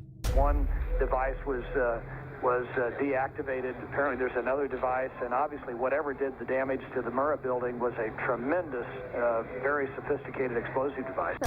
Members of the ATF who would have normally been in the building were tipped off prior to the bombing. He saw what appeared to be a police bomb squad truck near the Murrah building 2 hours before the blast. It had a shield on the side of the door, and it said bomb disposal or bomb squad below it, and I really found that interesting. Another witness who spoke to ABC News on the condition of anonymity will tell the grand jury tomorrow he was told by an ATF official agents working in the building had been warned in advance not to come to work. He just came out and told me that the ATF wasn't in the building that day. They'd been tipped by their pagers not to come to work, which I was flabbergasted. McVeigh would even claim in a letter written to his sister, which was published by the New York Times, that he was actually recruited for black operations, which included smuggling drugs into the United States, as well as assassinations. One may brush this off as the ravings of a madman. However, McVeigh was filmed at the Camp Grafton military facility in North Dakota on August 3, 1993. McVeigh's official records state that he was discharged over a year prior from the Army Reserve in May of 1992. Perhaps even more interesting is that Camp Grafton was specializing in training troops in explosives and demolitions at the time. When all was said and done, the security tapes reported to have captured the entire thing on video were rounded up and classified. In 2009, they were finally released, and magically none of them caught the bombing. The excuse being they were all having their tapes changed at that exact moment. This event would be labeled domestic extremism, which was used to demonize critics of world government, militias, and create fear within the populace. Muslim extremism seemed to show its ugly face in then unprecedented fashion on February 26, 1993. A truck bomb had gone off in the parking area of the World Trade Center. Luckily, the bombers failed to follow instructions and parked the truck carrying the explosives against the main support column. What is not discussed, however, is the bomb was actually built by an FBI informant under the supervision of the FBI. Ahmed Salam, a former Egyptian army officer who had been doing undercover work for the FBI, was the man who actually built the bomb. When he was told that he would have to use real bomb-making material instead of harmless substitutes, he became suspicious and began taping his conversations with FBI officials. Last winter, the FBI was praised for its speed in cracking the case of the World Trade Center bombing and bringing 4 suspects to trial. Now, there is some evidence that the FBI may have known of the plot in advance through an informant and might even have stopped the bombing that killed 6 people. Notice the media emphasizes that they might have been able to stop it. They then gloss over the fact that the bomb was built by their agent under FBI supervision in conjunction with the district attorney. FBI agents might have been able to prevent last February's deadly explosion at New York's World Trade Center. They discussed secretly substituting harmless powder for the explosives, but they didn't, according to the FBI's own informant, Imad Salem. Unbeknownst to the FBI at the time, Salem recorded many of his conversations with his handlers. The actual recording where Salam discusses this with his FBI handler John Antisev was released years after the trial. You got paid regularly for good information. I mean, the expenses were a little bit out of the ordinary, and it was really questioned. Don't tell Nancy I told you this. Well, I have to tell her, of course. Well, then if you have to, you have to. Yeah, because, I mean, the lady was being honest, and I was being honest, and everything was submitted with a receipt. Yeah. And now it's questionable. It's not questionable. It's like a little out of ordinary. Okay. You know. All right. I don't think it was. If that's what you think, guys, fine. But I don't think that, because we was start already building the bomb, which is went off in the World Trade Center. It was built by supervision from the Bureau and the DA, and we was all informed about it, and we know that the bomb start to be built. By who? By your confidential informant. What a wonderful, great case. Following the convictions of the Muslims who were too inept to make their own bomb and park the vehicle in the proper area, Salam was pulled into the FBI's Witness Protection Program, where he has never been heard from again. Prior to the largest and most devastating terrorist attack on U.S. soil, the United States was poised as the first truly global superpower. Brzezinski would muse in 1997 that geostrategic success would represent a fitting legacy of America's role as the first, only, and last truly global superpower, and that the only way to mobilize Americans was a truly massive and widely perceived direct external threat. In September of 2000, a neoconservative think tank called the Project for a New American Century echoed Brzezinski's statements, saying the United States is the world's only superpower, combining preeminent military power, global technological leadership, and the world's largest economy. An engine for New World Order ideals, members of PNAC included Dick Cheney, Donald Rumsfeld, Jeb Bush, Scooter Libby, William Kristol, and Paul Wolfowitz. Describing the difficulty in projecting force, they write the process of transformation is likely to be a long one, absent some catastrophic and catalyzing event, like a new Pearl Harbor. This takes us full circle to the September 11th attacks of 2001. In my previous film, Fabled Enemies, I expose in great detail the Saudi Arabian, Pakistani, and Israeli connections in conjunction with this international intelligence operation. In the early 1980s, bin Laden worked with operatives from U.S. intelligence, the Pakistani military, and Arab states. They ran a wide-ranging covert network that recruited and financed Muslim fighters to battle the Soviet army. The hijackers that were trained at U.S. military installations and protected by the FBI and CIA. The military exercises leading up to 9/11, and those that took place as the attacks occurred. Open line. Command, Sergeant Richmond. Sergeant Richmond, Sergeant Light from Cheyenne Mountain Test Control. How are you? I'm doing fine. Okay, I need you to terminate all exercise inputs coming to Cheyenne Mountain at this time. Copy. And stay on loop until I verify that the connectivity is disconnected on the exercise side only. Okay, no, do not do any more inputs on the exercise side and stand by. I got Cheyenne Mountain on the line. Terminating all exercise inputs. So, over, in case you didn't know, this exercise. Oh, yeah. The Black Ops program, Able Danger, and the shadow government involvement. This morning we learned that the vice president wasn't the only one sent to an undisclosed location on September 11th, that an entire backup government was and is still there and may be there for as long as anyone now at least can imagine. As well as much, much more. The government has lied about 9/11 repeatedly and used it to dominate the Middle East, while creating an evolving police state here, encroaching on civil liberties at home.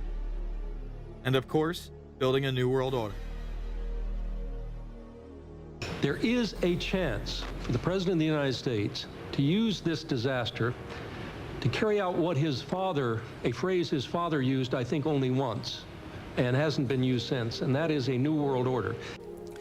We know now that September 11th of 2001 was the beginning of what we might call a new world order.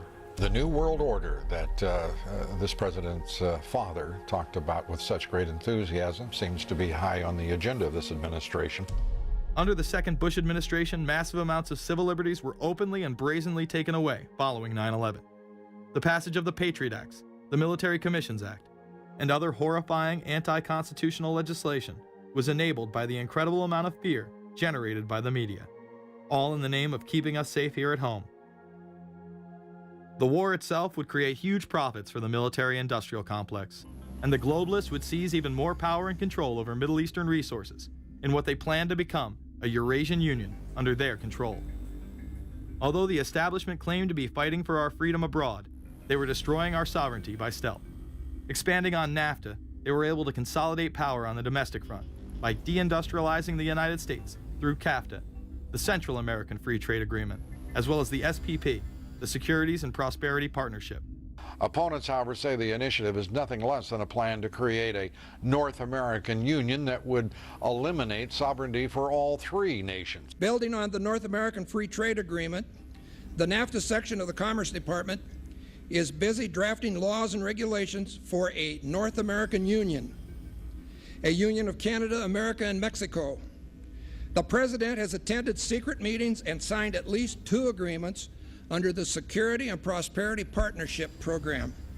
The stated goal established by Presidents Bush, Fox, and Prime Minister Paul Martin is integration by 2010. It's a plan from the business elites, the political elites, that will cost more American jobs, cost American sovereignty, but it would fulfill the president's father's vision.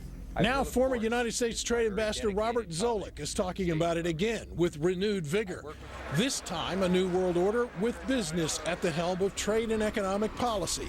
It's an agenda that goes hand in hand with the United States, Mexico, and Canada, working quietly and behind the scenes to promote a common market with common deregulation for the benefit of multinational corporations. It's remarkable to me, the arrogance, the idea of just simply throwing away the nation's sovereignty, but they're trying to do so in so many ways. People better understand that they mean exactly what they're saying. It's a new world order they're trying to create. Dobbs, the only mainstream anchor to expose the New World Order, resigned shortly after bullets were fired into his home. The elite do not plan on waiting around for these unions to be formed before implementing the next step in global government. Through the vast global economic crisis of the last few years, they have been able to devalue the dollar and undermine it as the world's reserve currency. They have allowed the Federal Reserve and IMF to consolidate power by taking control of the Securities and Exchange Commission, as well as issuing a global currency instead of the dollar, disguised as a special drawing rights unit.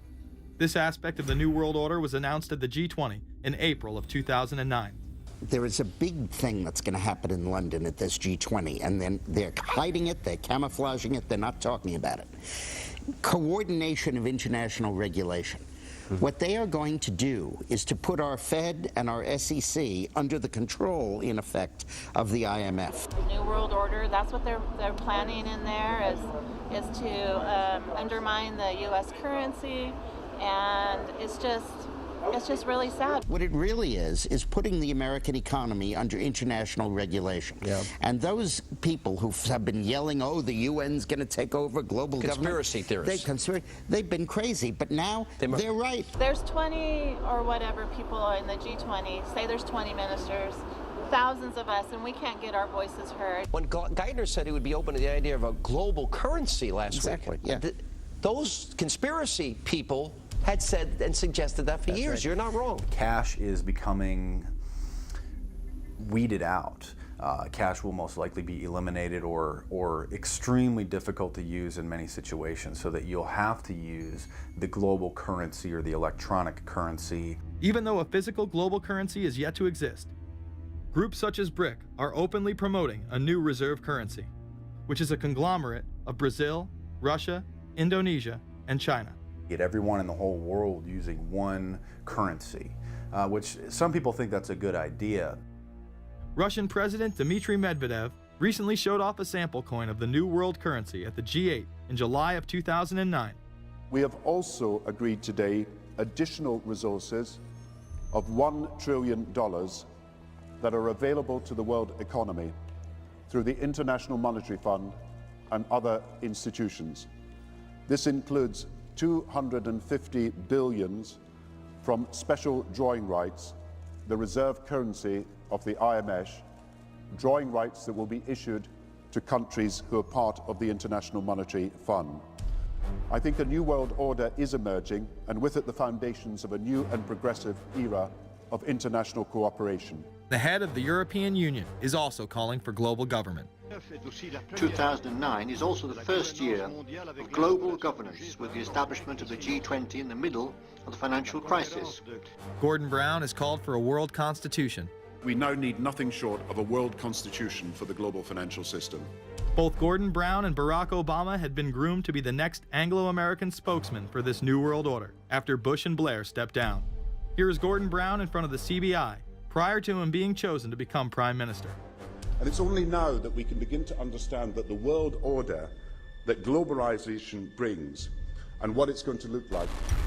But what does the new world order mean for countries like ours who are looking to succeed? And the question for us is how we meet and master all these challenges to ensure that Britain enhances its competitiveness in the process and realizes what I believe is our destiny of success in this new world order. A new world is emerging. It is a new world order with significantly different and radically new challenges for the future. President Barack Obama has also espoused similar views on globalism. Here he is in Berlin, Germany, in July of 2008, in what media have dubbed his New World Order speech. Well, there have been extraordinary scenes in Berlin tonight as thousands of people gathered to hear Barack Obama deliver key foreign policy speech on his current European tour. The Democratic presidential hopeful laid out his vision for America's place in a new world order. In this new world, such dangerous currents have swept along faster than our efforts to contain them. And that is why we cannot afford to be divided. No one nation, no matter how large or powerful, can defeat such challenges alone. But the burdens of global citizenship continue to bind us together. In this new century, Americans and Europeans alike will be required to do more, not less. Partnership and cooperation among nations is not a choice. It is the only way, the one way, to protect our common security and advance our common humanity. That is why America cannot turn inward. That is why Europe cannot turn inward. America has no better partner than Europe. Now is the time to build new bridges across the globe as strong as the one that binds us across the Atlantic. Now is the time to join together through constant cooperation and strong institutions and shared sacrifice and a global commitment to progress to meet the challenges of the 21st century. Barack Obama also became the first sitting president to ever become the chair of the Security Council for the United Nations, which only further cites his allegiance to world government. In an era when our destiny is shared, power is no longer a zero-sum game. No one nation can or should try to dominate another nation. No world order that elevates one nation or group of people over another will succeed. No balance of power among nations will hold. The traditional divisions between nations of the South and the North make no sense in an interconnected world. I think his task will be to develop an overall strategy for America in this period when really a new world order can be created. It's a great opportunity. The globalists, who know that Obama is going to promote their plan, want to make him such a superhero that nobody will question what he's doing. He is very much a product of the system that he is now technically in charge of. Obama alone, or the Democrat Party alone, is not responsible for his massive rock star status. It's been done by the media. This establishes that Obama is an unapologetic globalist who holds no one nation above another, despite its policies. Perhaps we should move towards a society more like China if that's the case. After all, on the 60th anniversary of the communist Mao regime takeover, the Empire State Building, once a proud symbol of the United States, was lit in the colors of the Communist Party halfway across the world. In fact, following the United Nations Copenhagen Conference in December of 2009, the Washington Post ran the headline, "Copenhagen Climate Deal Shows New World Order May Be Led by US, China." The Copenhagen Conference was disguised as a summit that would save the planet from man-made global warming by cutting carbon emissions. When taking a look at the almost 200-page document that was being proposed, it becomes evident that this was yet another attempt to establish global government and set up a global tax. In Section 38, it states, "The scheme for the new institutional arrangement under the Convention will be based on 3 basic pillars: government, facilitative mechanism, and financial mechanism." In Section 47, subsection F, it discusses cap-and-trade schemes and carbon taxes and the use of new and existing flexible carbon market mechanisms. These cap-and-trade schemes were just that, a scheme to further transfer the wealth from the poor to the ultra-rich. One of the ways it will drive the change is through global governance and global agreements. The fact that our president even attended should be considered treason. Just weeks before the conference, ClimateGate hit the media. Secret emails confirm that many of the United Nations lead scientists had engaged in fraud in order to promote the idea that man-made global warming was occurring and that carbon dioxide was a toxic gas. In reality, they admitted the Earth had been cooling for the last decade and that they had destroyed the source data in order to ensure the scientific community would be unable to review their findings. Bill Jones was forced to resign from his position at East Anglia University, and Penn State has launched an investigation into Michael Mann. Because of the scandal, many countries refused to sign the agreement, and instead only 25 heads of state, including rock star President and Savior Barack Obama, signed a much shorter and broader accord. The document states that a high-level panel will be created, and that parties will be subject to domestic auditing, supervision, and assessment. The climate conference in Copenhagen is another step towards the global management of our planet. The idea that carbon dioxide, the life force for plants here on Earth, is a toxic gas and should be taxed is laughable. There have been numerous periods of time in which the Earth has had vastly more carbon in the atmosphere than present day. In areas where there have been volcanic eruptions which emit large amounts of CO2, plants have benefited, and there is no negative impact on the surrounding environment, as well as indigenous people from the excess carbon dioxide. The globalists promote this theory to keep mankind in fear, not only for the establishment of a global government and a global carbon tax, but the literal control of the entire planet. An even darker side to the scam of man-made global warming exists. In reality, it's about population control. Ted Turner reveals himself here in this interview with Charlie Rose. We've got to stabilize the population. When I was born, there were so what's wrong with the population? I mean, with too many people. That's why we have global warming. We have global warming because too many people are using too much stuff. We've got to stabilize population. On a voluntary basis, everybody in the world's got to pledge to themselves that 1 or 2 children is it. Not doing it will be catastrophic. We'll have 8 degrees, we'll be 8 degrees hotter in 30 or 40 years, and basically none of the crops will grow. Most of the people will have died, and the rest of us will be cannibals. Civilization will have broken down. What the few people who are left will be living in a failed state like Somalia or Sudan. And living conditions will be intolerable. The droughts will be so bad there'll be no more corn growing. Not doing it is suicide. Unbelievably, when Turner met with other globalists, David Rockefeller, Warren Buffett, Bill Gates, Michael Bloomberg, and even Oprah Winfrey to discuss population control, they were portrayed as superheroes.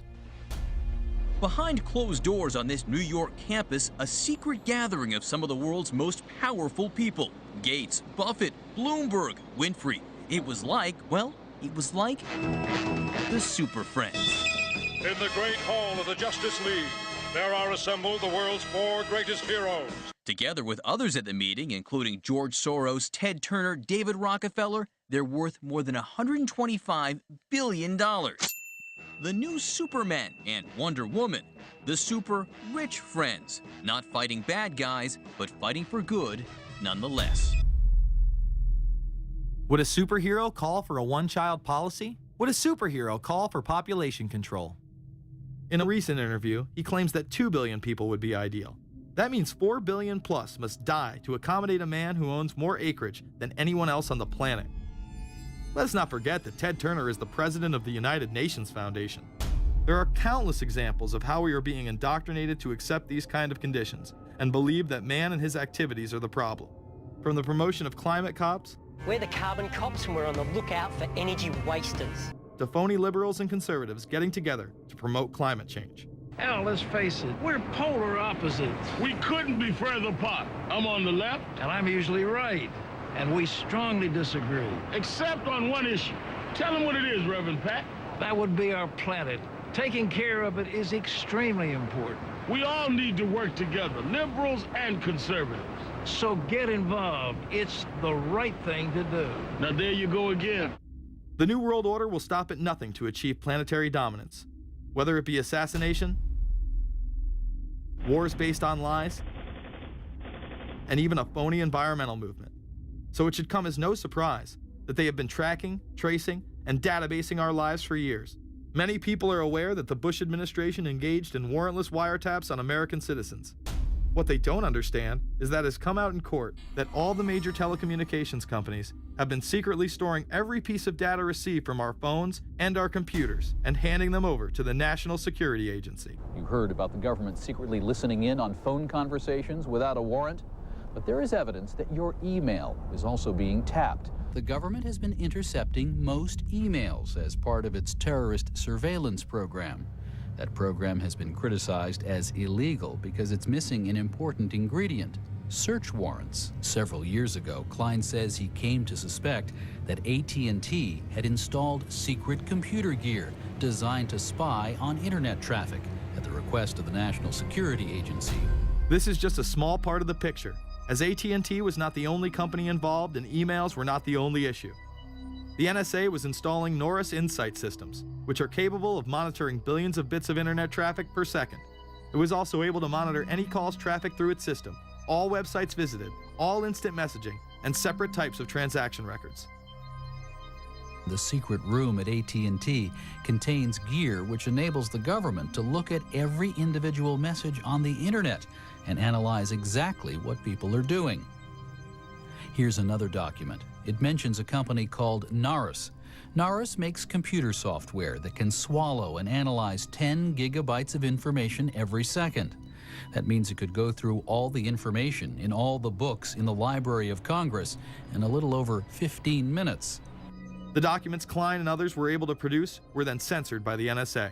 Bankston isn't allowed to talk about the documents in detail. The government has since had them sealed, but he says what is in there boggles the mind. We are talking about a substantial portion of all the communications traffic in the United States. The policies have been shielded by the Obama administration and continue to this day.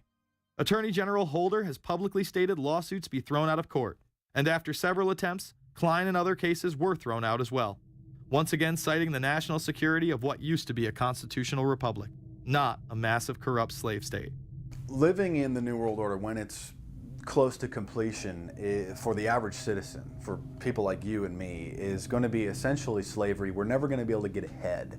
We're never going to be able to amass enough wealth, essentially to retire or to do what we want to do in life. We're going to constantly be working for the man. They're creating essentially a two-class system. So it's going to be an inner ruling elite and then everyone else. And I got news for you. You're everyone else. The New World Order that is currently being built revolves around creating a global technopoly ruled by the elite, in which they dominate and control a severely reduced populace, which they treat as their pets. In the New World Order, the people are the enemy. Internal documents released in March of 2009 reveal that the Department of Homeland Security is targeting citizens who discussed the New World Order, people with a Christian identity or sovereign citizens who argue that the government has gotten away from the intent of the Constitution and are strong states' rights advocates. People who are anti-immigration, stating, extremists will argue that immigrants are taking the jobs of U.S. citizens during times of high unemployment and without paying taxes. People who oppose the Federal Reserve banking system. People who display constitutional party or libertarian material. People who support Ron Paul. And those who have bumper stickers containing anti-government rhetoric. This document is one of literally thousands that make everyone a possible terrorist. This establishes a pattern of demonizing ordinary citizens while giving draconian powers to the state. you are considered guilty until proven innocent. As technology is developed, separate parts of their command and control system are beta tested around the world. Here at home, Boy Scouts are being trained to take on returning veterans and disarm domestic extremists, while national programs such as City Year are training young people to serve the government. I am change. I am fierce. In the United Kingdom, it has been established there are over 4 million CCTV cameras. That is around 1 camera for every 14 citizens. Their purpose is not to solve crime, as it takes 1,000 CCTV cameras to solve just one crime. It is to create a tattletale society in which everyone is under constant surveillance by the state and those around them. The company Internet Eyes is now paying people to log onto the internet and watch CCTV cameras in real time as they turn in criminals for cash. Families deemed by the state to be unfit in England have now been put under 24-hour CCTV supervision in their homes. This program has plans for 20,000 families in England, which is to double in the next 2 years. Your every move in both your home and the outside world is under constant surveillance by a criminal elite who operate above the law. As we are constantly under the microscope, their activities remain in the shadows. Obama extended diplomatic immunity to Interpol with Executive Order 12,425, further empowering criminal behavior within our own government. In the Middle East, endless wars will continue. Under the Obama administration, we have sent tens of thousands of more troops into Afghanistan, all while the same network exposed in the Iran-Contra affair discussed earlier controls the opium trade. It was revealed in October of 2009 that the CIA had been funding puppet Afghani leader Hamid Karzai's warlord brother for the last 8 years. He is the lead opium dealer in the region. It seems the same cartel that was dealing drugs in the 80s and 90s never stopped. After all, how else could the government fund black operation programs across the board? The Karzai regime has whole sections of it which are drug-supported, and we can't touch it. We turned Afghanistan into the major supplier of heroin for the world. It happened under CIA supervision. This continues while many of the Taliban are literally on U.S. payrolls. Is there a possibility that we have Taliban employees? The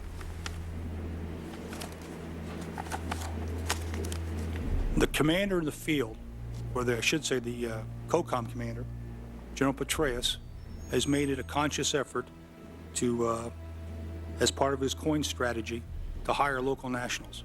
I can't talk in this forum, nor am I the qualified guy to talk about it, but there is no doubt in my mind, one day you're on one side of the ledger, the other day you may be on the other side of the ledger. Biometrics have been instituted in both Afghanistan and Iraq, where individuals are subject to fingerprint devices, iris scanners, and electronic databases to screen local residents as well as DNA tests. This includes anyone within the populace of a combat zone. Someone has to go out there with the biometric registration equipment, take your iris scans, take your scans and get you registered in the system like that. As scary and tyrannical as these systems seem to be, none may be as dangerous as the implantable RFID microchip. Through various pretenses, including terror, security, and entertainment, the chip has been promoted and integrated into society. In 2001, following the 9/11 terrorist attacks, the Jacobs family became the first family to be injected with microchips in front of a live television audience. We have a Florida family who are really pioneers in a brave new world. They have volunteered to be the first ever to have microchip identification devices implanted into their body. After 9/11, I was really concerned with the security of my family. In 2004, the FDA approved the use of RFID technology to be implanted into human beings. However, studies dating back to the 1990s show the implantable microchip has been linked to cancer in animals, but this has not slowed the agenda of control. In Barcelona, trendies get chips in order to receive VIP status at the exclusive Baja nightclub. A simple swipe of the arm gets them in without a line, and it pays for their drinks too. The Mexican government also chipped employees for security measures in 2004.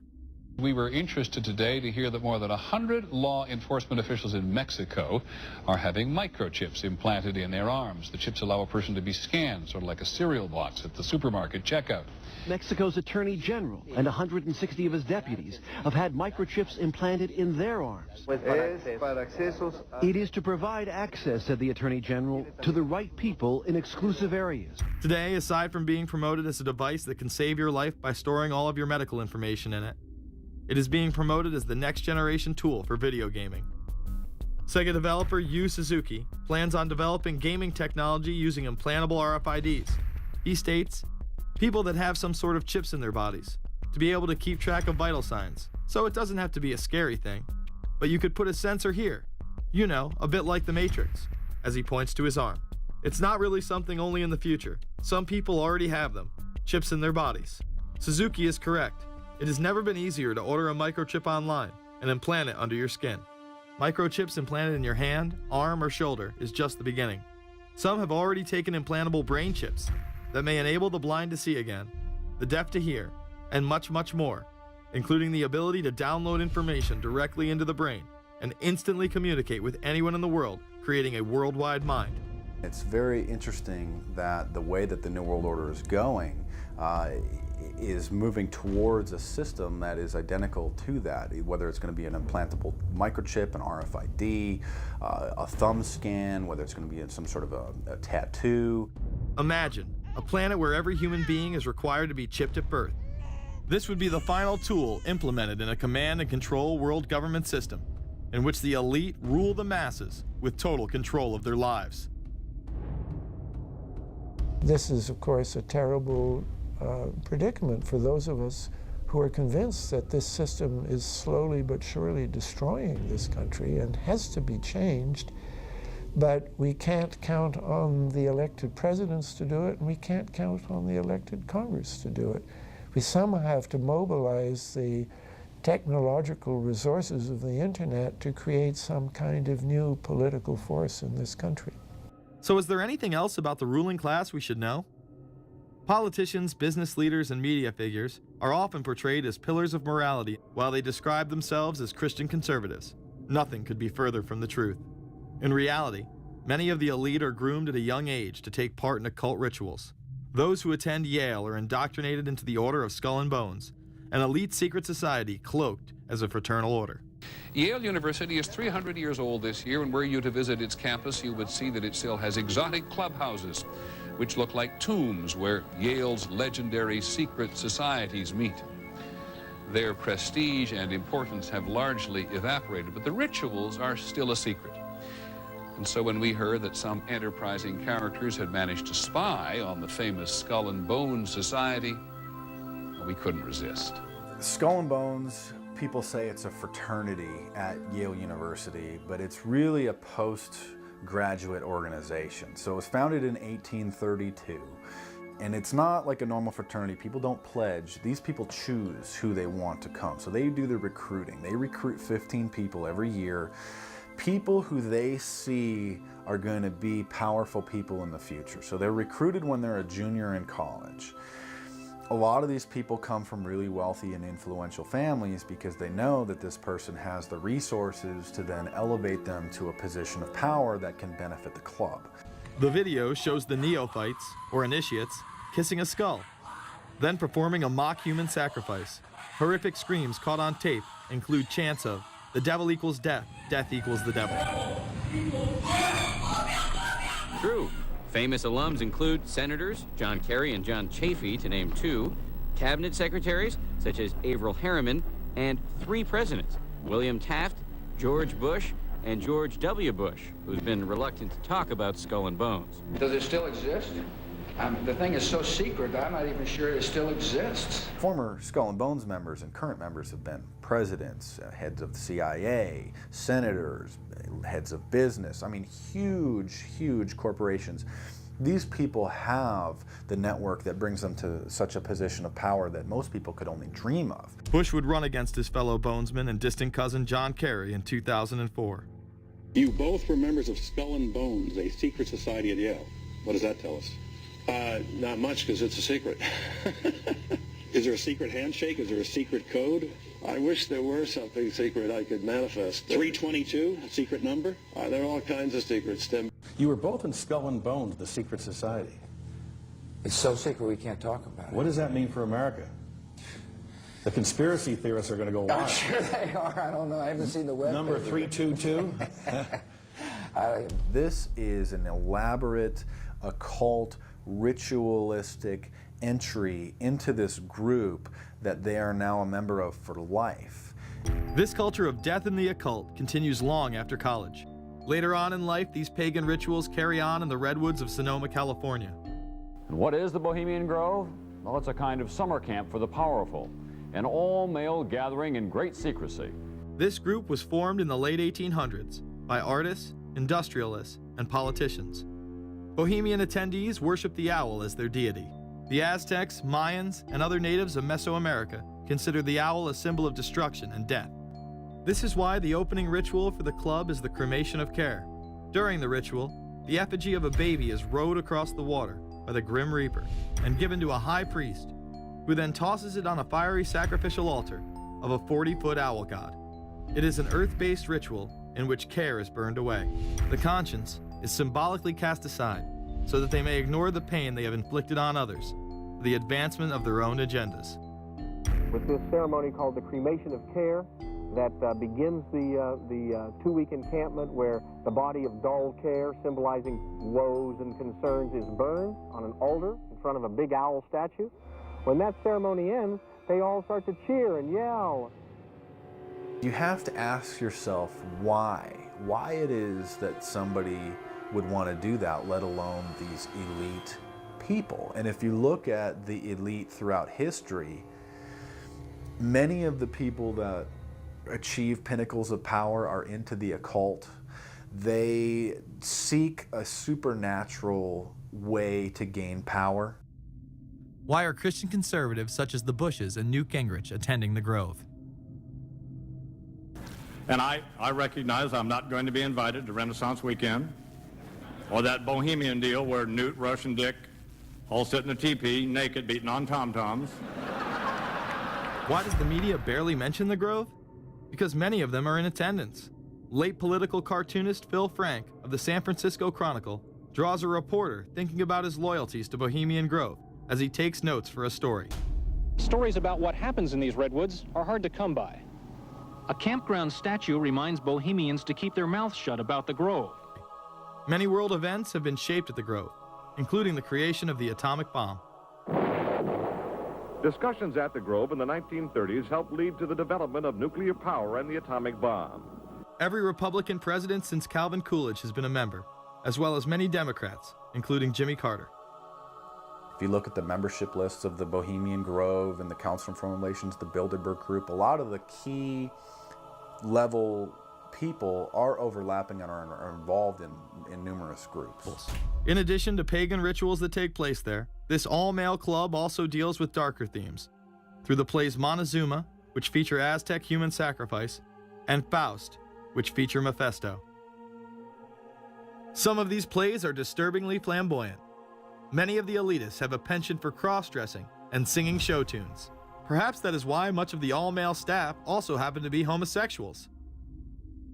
Well, each year, many of them seem to have a stunt or try to come up with a stunt. Last year, in 1980, the popular button was Free the Fortune 500. Bohemian Grove that I attend one time at a time. It is the most faggot goddamn thing you will ever imagine. In 2004, the New York Post reported that gay porn star Chad Savage would be servicing moguls at the Bohemian Grove. In recent years, several politicians have been outed in scandals, including Senator Larry Craig, who tried to solicit sex from an undercover officer in 2007. Even more shocking, it was revealed in 2004 that right-wing blogger James Guckert, who had unprecedented access to the White House during the Iraq War, was actually Jeff Gannon, a madam and male prostitute for MilitaryStuds.com. During his 2 years writing for GOP USA and Talon News, Gannon officially made over 200 appearances at the White House. Oddly enough, over 24 of these visits would take place when there were no scheduled briefings. He failed to check in or out with the Secret Service on many other occasions, coming and going as he pleased. These type of activities are not new to the White House. In 1989, headlines involving call boys in the White House rocked the cover of the Washington Times. The Washington Times reported today that unidentified White House aides in the Carter, Reagan, and Bush administrations now are being investigated for using the services of a call boy ring. The paper reports that 2 of the male prostitutes were given a late-night tour of the White House last year. Hundreds of credit card receipts obtained by the Washington Times confirm that its clients were key officials of the Reagan and Bush administrations, military officers, congressional aides, and U.S. and foreign businessmen with close social ties to Washington's political elite. This ring extended beyond the White House and into Congressman Barney Frank's bedroom. Barney Frank, one of 2 openly homosexual members of Congress, acknowledged having used a male prostitute, whom he then hired as a personal employee. The man had keys to Frank's basement apartment on Capitol Hill. Frank paid him approximately $20,000 out of his own pocket to be his housekeeper and driver. But as first reported in today's Washington Times, the man was on probation for sex crimes and a drug conviction, and he ran a prostitution business out of Frank's home. Although Frank tried to claim ignorance, Stephen Goby, the prostitute in question, claimed that Frank was completely aware of what was going on and was even receiving free and discounted sexual services. The fix seemed to be in. Frank was threatening members of Congress to remain silent prior to being exposed in this sex ring. Massachusetts Democrat Barney Frank, a homosexual, threatened to expose fellow congressmen he knew to be gay unless they stopped spreading rumors. Questions stopped and Frank walked away with a slap on the wrist. Some members of the Ethics Committee were disgusted. Do we tolerate, do we condone a member of this body who knowingly permits a house of prostitution to be operated out of his residence? You have just heard one of the most edited, selective garbage that has ever been put forth, in my opinion, in this House. Again, we see people of the highest levels of power involved in the most repulsive and decadent of crimes. They couldn't care less about the code of conduct that's taught in all major religions about treating others the way that you want to be treated. And then they masquerade, they put this false front on that they're like everybody else, because your average person wants to do right, believes in some sort of a karma, believes in some sort of a divine justice in the universe. And so these people need to put on this front that they're like the average Joe in middle America, that they go to church every once in a while, and that they believe in an afterlife and a divine justice. And so they have to put on this front that they're like everybody else in order to get elected and to be accepted and to not have people look at them suspiciously, because if somebody goes around and openly admits that they were an atheist or that they were of some obscure religion, people aren't going to throw their support behind them as much, and they're not going to trust them as easily. The reality of this behavior is never revealed to the public, as the media keeps any revelations quiet. Unfortunately, these type of activities continue to this day.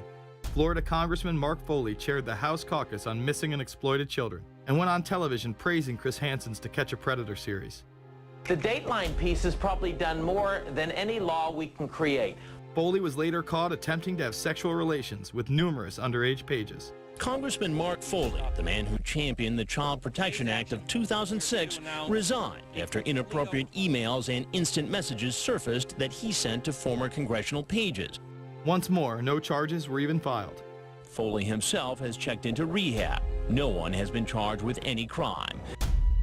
The predator class acts like Roman emperors, indulging in excess that includes sex with young boys while portraying themselves as men of the Lord. The insanity is that we have allowed an interwoven elite criminal class to rule over us while posing as the saviors of the planet. We have learned they will stop at nothing to achieve their goals and are not held accountable for their crimes. They prey on the system rather than protect it. This is not a new world order of peace and prosperity. It is not a world government to save the earth. During difficult times, we must remain ever vigilant against seemingly positive solutions imposed to suit their aims. Crises there will continue to be. In meeting them, whether foreign or domestic, great or small, there is a recurring temptation to feel that some spectacular and costly action could become the miraculous solution to all current difficulties. We are threatened by a superclass that control the flow of information and hide technology from the public. The prospect of domination of the nation's scholars by federal employment, project allocations, and the power of money is ever present and is gravely to be regarded. We must also be alert to the equal and opposite danger that public policy could itself become the captive of a scientific, technological elite. It is time to put down the remote control, to turn off your Xbox, and start paying attention. It is time to step away from everyday luxuries and pop culture and take action against a monolithic, concentrated evil in order to save what's left of humanity. We must now trade in our apathy for action in order to defeat this invisible empire.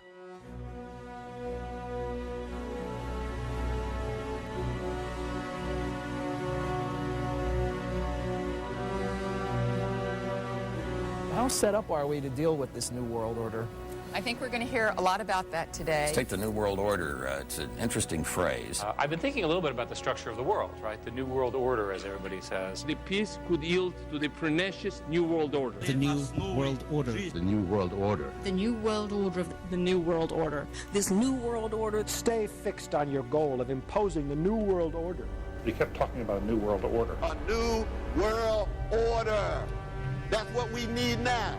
A new world order with swing. One war and one victory doth not a new world order make. Conservatives used to believe in the United States of America rather than the United States of the New World Order. The ambition to create a new world order. Whose world order is this? And of course, what he called it was the New World Order. Respect for a new world order. We can see a new world coming into view, et cetera, et cetera. That's the core of the New World Order that we want to try to build. It's the sole superpower, New World Order. New world order. A new world order. To a new world order of peace. Let's say a new world order, for want of a better term. Entities of the new world order.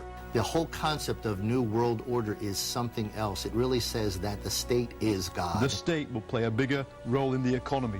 New order. What Wilson wanted was a new world order, not just a new world order. In order to compete in the New World Order. Compete in this New World Order. This is the third leg of the New World Order. We had the World Bank, we had the IMF, and now we had the World Trade Organization. A rigid New World Order. This hoped-for New World Order. Constructing a new world order. In the New World Order of the 21st century. The new world order we're going to put in place In this New World Order. in this new world order. The patriots in this country are not going to see their rights diminished in order to create a new world order. President Bush has described as a new world order, which we all share that same desire. A new world order is surely in the making here. Are we ready for the New World Order? It's a timely and often controversial question. You don't hear a politician speak the way you do in America. It's about the future of Europe and a New World Order. Mr. President, thank you so much, and I hope to have you again, and I hope to see you again. I have a PhD in political science. I taught English at the University of California for 34 years. And now that I'm retired, I can devote all my time to writing books about deep politics. With the development of the atomic bomb, people worried about the decapitation of the American government. And so ever since the 50s, there have been groups of people, usually very interesting people, planning for what would happen if there was a nuclear attack and the government was, as they say, decapitated. And under Reagan, that planning went off in a new direction. Two of the key people doing the secret planning then were Cheney and Rumsfeld, although Cheney was just an ordinary congressman under Reagan, and Rumsfeld was the CEO of a drug company, but they were empowered to consider. They worked with Oliver North, and it was called Plans for the Suspension of the Government. And they changed the conditions. There was a special executive order which said it would no longer be for an atomic attack, but for any emergency. And that's why it was possible for COG actually to be instituted for the first time on September the 11th, which of course was not an atomic attack. By that time, Cheney and Rumsfeld had been working on the planning for 20 years. And in the late 90s, neither Cheney nor Rumsfeld was in the government. They were both CEOs of corporations. What this means, the only way the best evidence we have about it is to go back to when Oliver North was quizzed about it in the Iran-Contra hearings, and he was asked if he was working on plans to suspend the American Constitution. And the chairman of the committee, the Iran-Contra committee, banged his gavel and said, we can't go into that in a public session, which sort of corroborated that he knew what was being talked about and there was something there. I think that many of the things that are most disturbing that we've seen since 9/11, the end of habeas corpus, warrantless detention, warrantless surveillance, and above all, preparations for martial law. Those are things that were described about this planning back in the 80s, and we've seen them all come to fruition since 9/11. So in my book, The Road to 9/11, I speculate that this is part of the COG plan that was implemented. The fact is we don't know. Congress doesn't know, and when Congressman DeFazio of the Homeland Security Committee saw that the state of emergency authorizing this had been renewed yet again in 2007, and that there were COG provisions in the classified annex, he asked to see them, and he was told he didn't have the clearance to see them. And then the Homeland Security chairman on stationery officially asked and was told that the committee didn't have the clearances to see what the COG planning was. So that this is we're getting to two levels of government here. One level of government where we have checks and balances, what we call the constitutional government, and a higher level of COG government where the constitutional authorities are not allowed to go. I don't want to get too much into detail, but I think a lot of what we don't understand about what happened on the morning of 9/11 and what Cheney was doing that morning, which is he's given two different versions of, all has to do that he was doing things on a COG phone, which wasn't even in the bunker under the White House, was in a more secure place, and that's why the 9/11 Commission looked for authorization to bring the planes down and so on, and they couldn't find that authorization. There's just there's some kind of gap in the telephonic communication, and I think the answer is it's because we were going now to COG communications instead of ordinary communications. A state of emergency cannot last for more than a year and has to be renewed. And without mentioning the act, Bush did annually renew. And so it was clear when Obama was elected that we were going to find out what Obama would do. And a former Congressman, Dan Hamburg, and myself appealed to Obama, first of all, not to renew it, and also we appealed to Congress to observe another part of the same law that says that if there's any